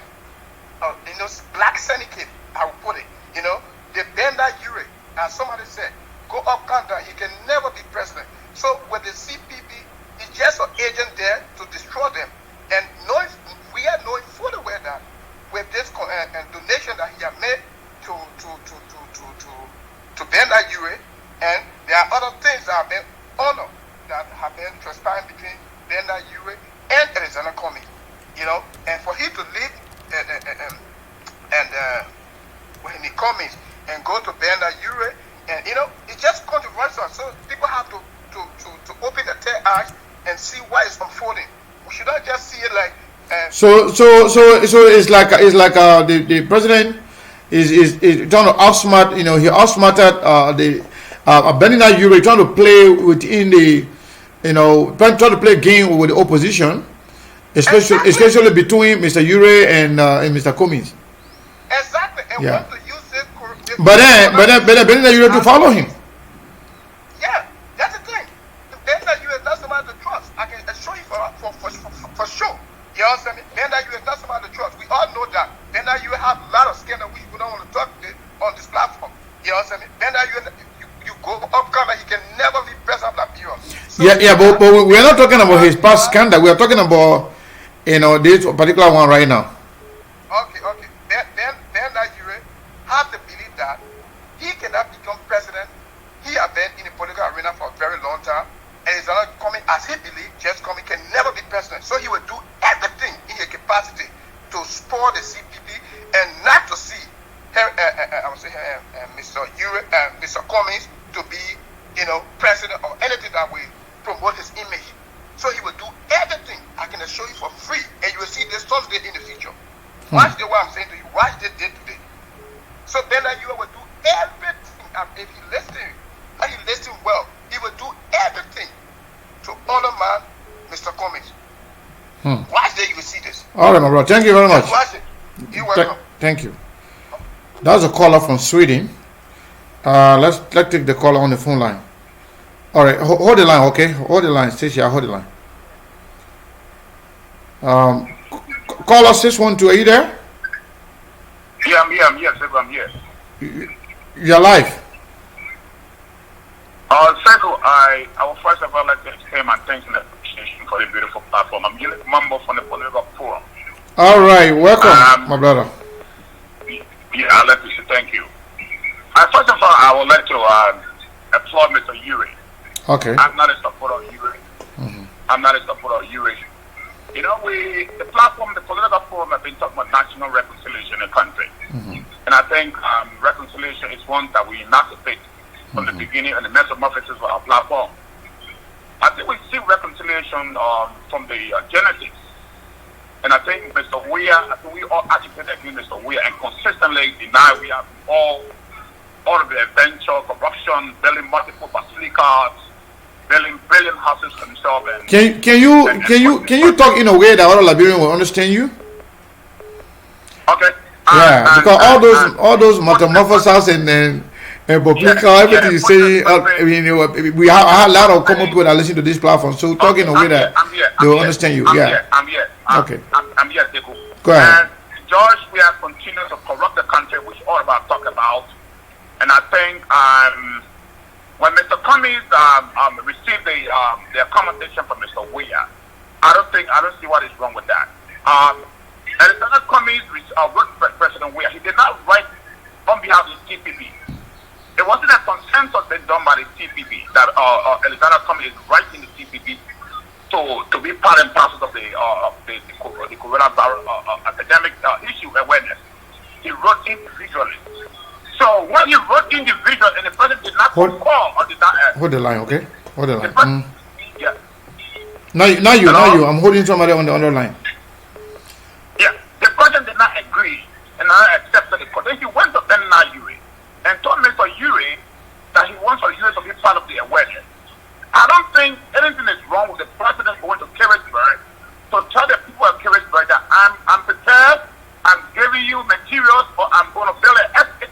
George Weir is the president for Liberia. Benda Ure is the chairman of the CPP. They are all members of the political institution.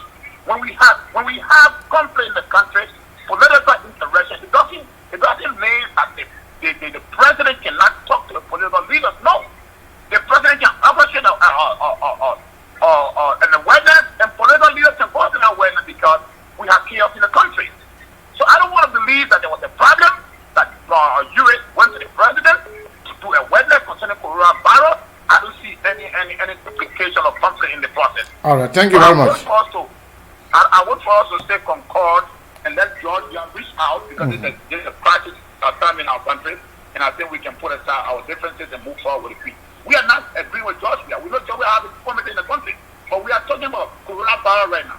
So if Mr. Ure has a question saying he did not act as chairman of the CPP, he acted the last on his own, so I think he remain on his own. All right. If in the interest of the CPP, then we'll have a problem. So I think I'm going to move on with the national justice. I respect your view. But with this, I'll let us disagree. This argument is okay. That's why we are here. And I respect your opinion as well. Thank you very much. Thank you for your platform, people. So, sure. Sis Yasendi, are you there? I'm here. Welcome. Oh, thank you. Let me lower my... Hold the line. You are next after Yasendi. Okay. So let me say hello to everyone. I wanted to listen to the hearts and soul of Liberians today, but my name was mentioned, so I wanted to say something. Just quickly, FYI, Nelson Mandela joined the ANC after graduating from college as an advocate. Hold the line, please. Hold the line, caller. South Africa was to find a group that he could identify with, and that's exactly what he did. And after 27 years, he came back and led that. So all of you who sit out there and think if you support any party for that matter, it means you're compromised or you are corrupt, you haven't learned yet. Your only means of changing the society is identify the right people with the best character, consistency, and to invest into. Now, let me say this to the Liberian people. Somebody just spoke of reconciliation. We as an opposition, if at all we are, first, our people are being brutalized. We've seen dead bodies in the streets. We've seen people body literally being carried, lifeless body on the side. We've seen children being molested. We've seen our minister hitting children with cars and walking away. We've seen head of departments calling people in their community because they demand that they wash their hands, and they call in police to beat up or brutalize their neighbors. Okay? Now, let me say to all of us Liberian people, again, I'm not going to say much. I'm going to stop here, Sekou. Sure. The people with disability, the blind people, the people who cannot walk, who have the inability to walk. To date, they have no food. We have not been told the perimeter of this state of emergency, okay? But we are giving awareness. That's fine. You know, this man is an independent person. He can do whatever he wants. And I'm not going to speak to that today. I say enough, Sekou. But thank you for coming up. Thank you. The war will not always be with you. So long you stand in your truth, and that's the truth that you believe, let God be all of our joys. And I will stop here. Thank you so much, Sekou. Thank you very much. Thank you for your contribution. Okay, caller on the Facebook line. Are you there? I think this is Entric. Entric, are you there? Yeah, I'm here. Sekou, good evening, and thanks for giving me the opportunity. Yeah, you're live. I just want to say a few things, not to. I must condemn the act of Canada Ure. Okay. And secondly, there is no justification for what he did. So, Costa, again, this is the reason why I always say, and I continue to say, that the culture of deception in our country is something that we need to get rid of.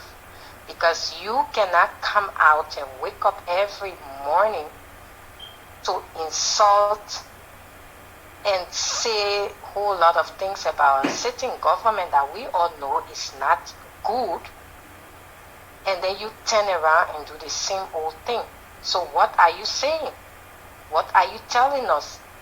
That we should listen to what you say, but not what you do? Mm-hmm. You you are not a leader by example?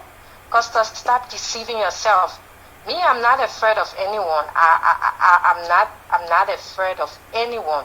I'll say the truth. If you want to come out to insult me, you can go right ahead.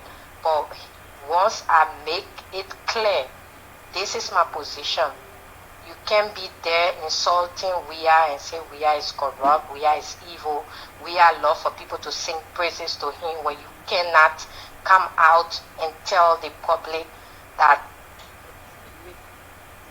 what you did, it is wrong, it is unacceptable. But you come out to praise him, to justify his wrong. So who are you? Liberian people, you please open your eyes. Don't be deceived. When there is time to go to the ballot, make a right decision. Because you just voting people who only care about themselves and not about you or the future of your children. It's time to open your eyes. Thank you very much, Sekou, and thanks for the opportunity. Wow. Thank you very much, my sister. That was a caller from Belgium. Caller on the phone line, are you there? Hello? Yeah, 215, are you there? What is your name and where are you calling from? Yeah, this is James. This is James. Sekou, how you doing? I'm alright, James, welcome. Yeah. Okay, Sekou, let me start by saying this, right? What I'm a little bit confused when it comes to the CCP, because the CCP, the CPP, I mean, CPP, yes, CCP or CPP. I'm confused because they had a resolution that we're trying to put together for all of them to come together and become one. They have problem with that. Arizona Commerce wanted voter or what? How you call it? Voter. I don't know, voter survey. Voter survey or something. Yeah. And Costa was saying that, and the Euro was saying that they want to go to a convention. That was a problem with them. Bouaka, we haven't heard from Bouaka. There was a serious problem within the group. So I don't know whether they even signed a resolution or they have some documentation saying that, okay, we are one and we're going to stick together. Only thing they said, they're talking. They're all trying to come together.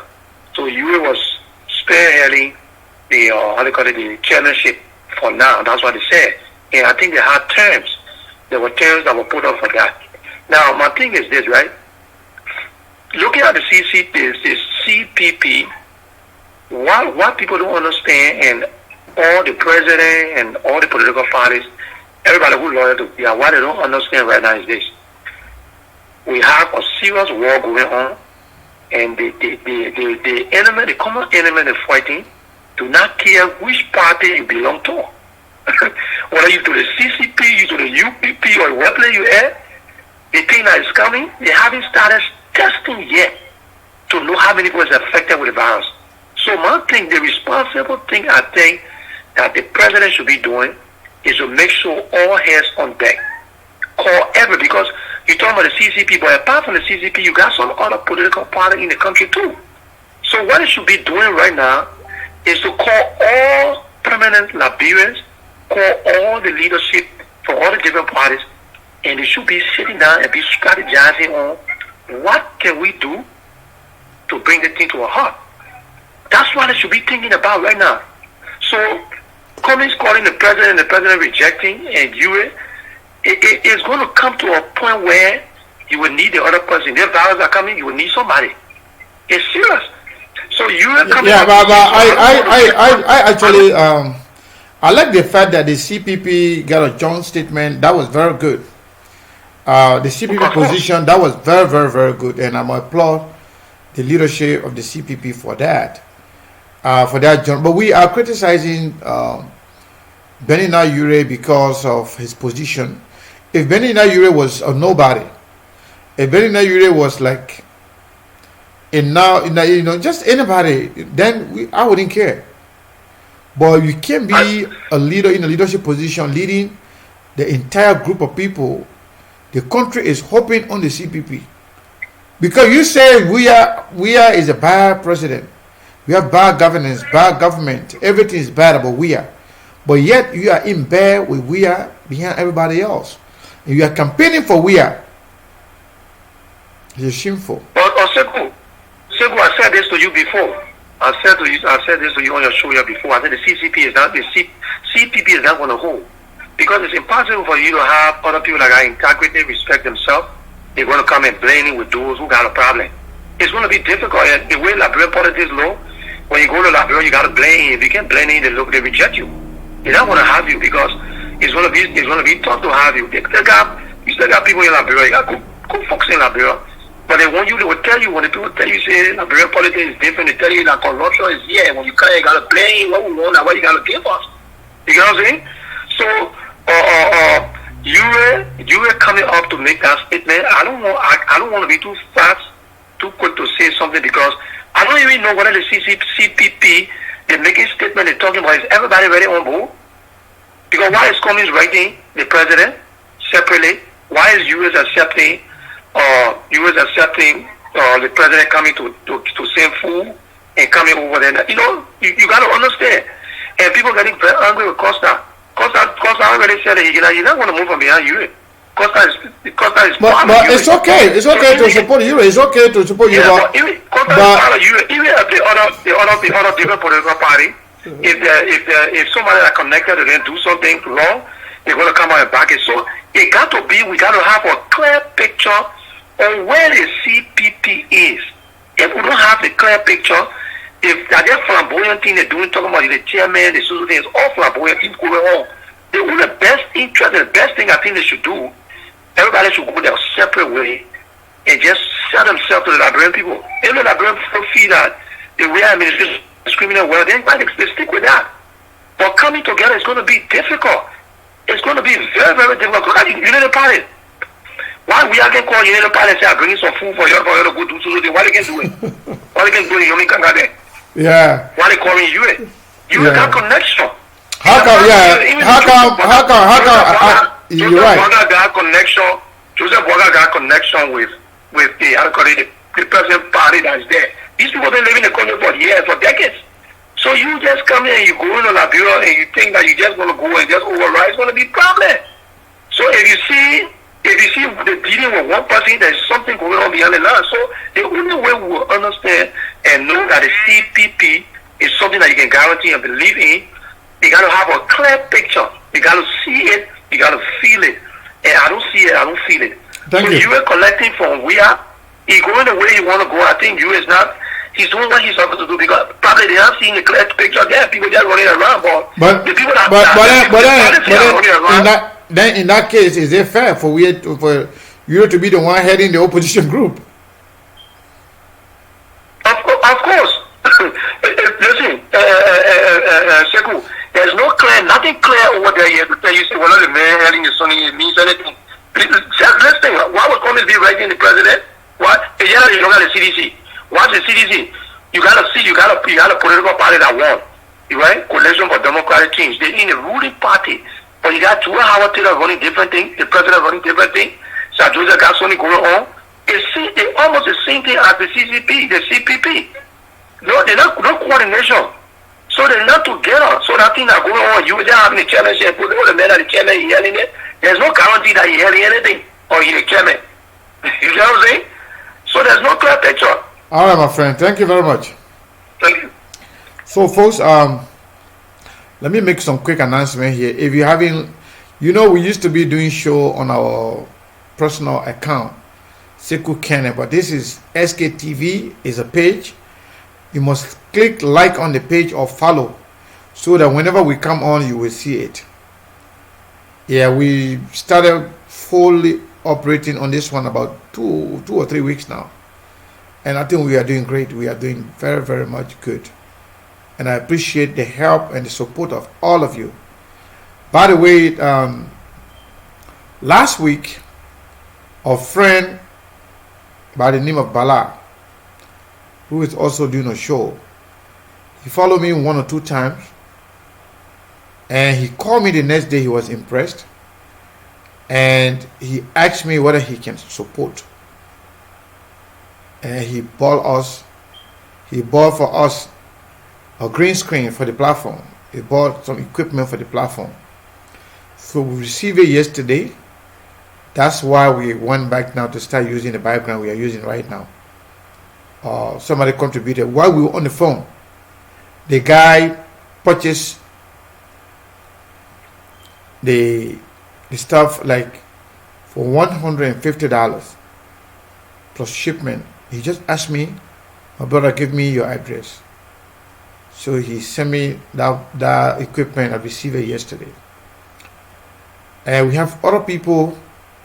Somebody else too, 3 days ago, a brother from Minnesota, Ishmael Kumara, also spent $299 on a software to support this platform.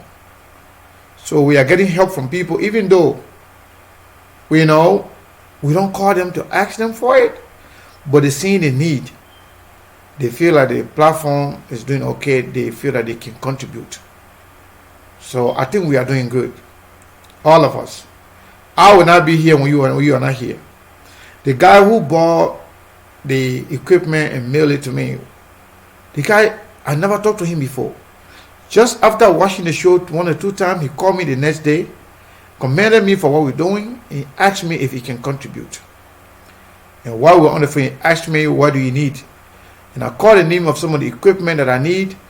Then right away we were on the phone, he went on Amazon and ordered it. And I received it yesterday.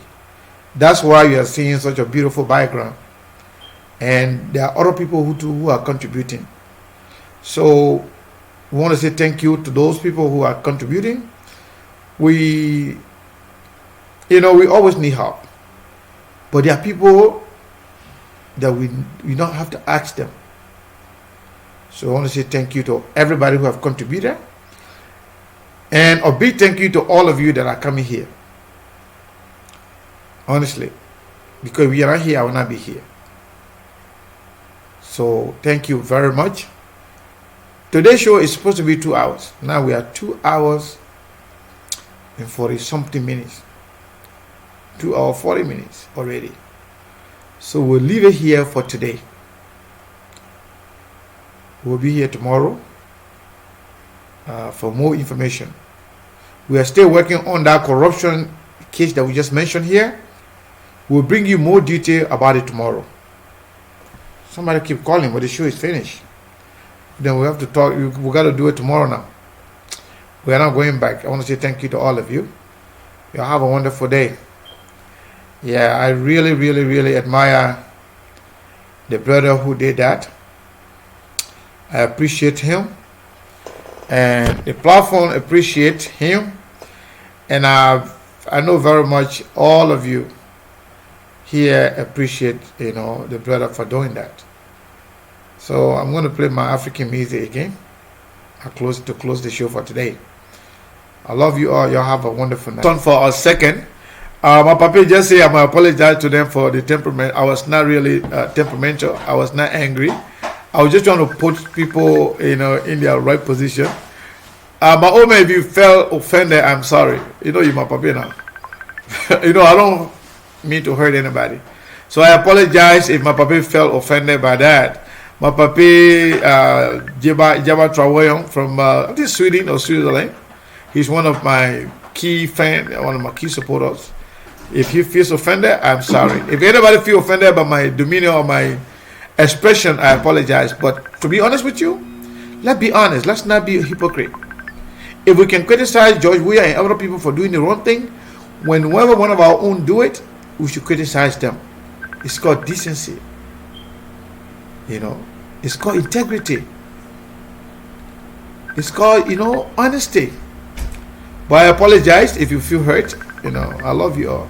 You know that. All right? Yeah, good night.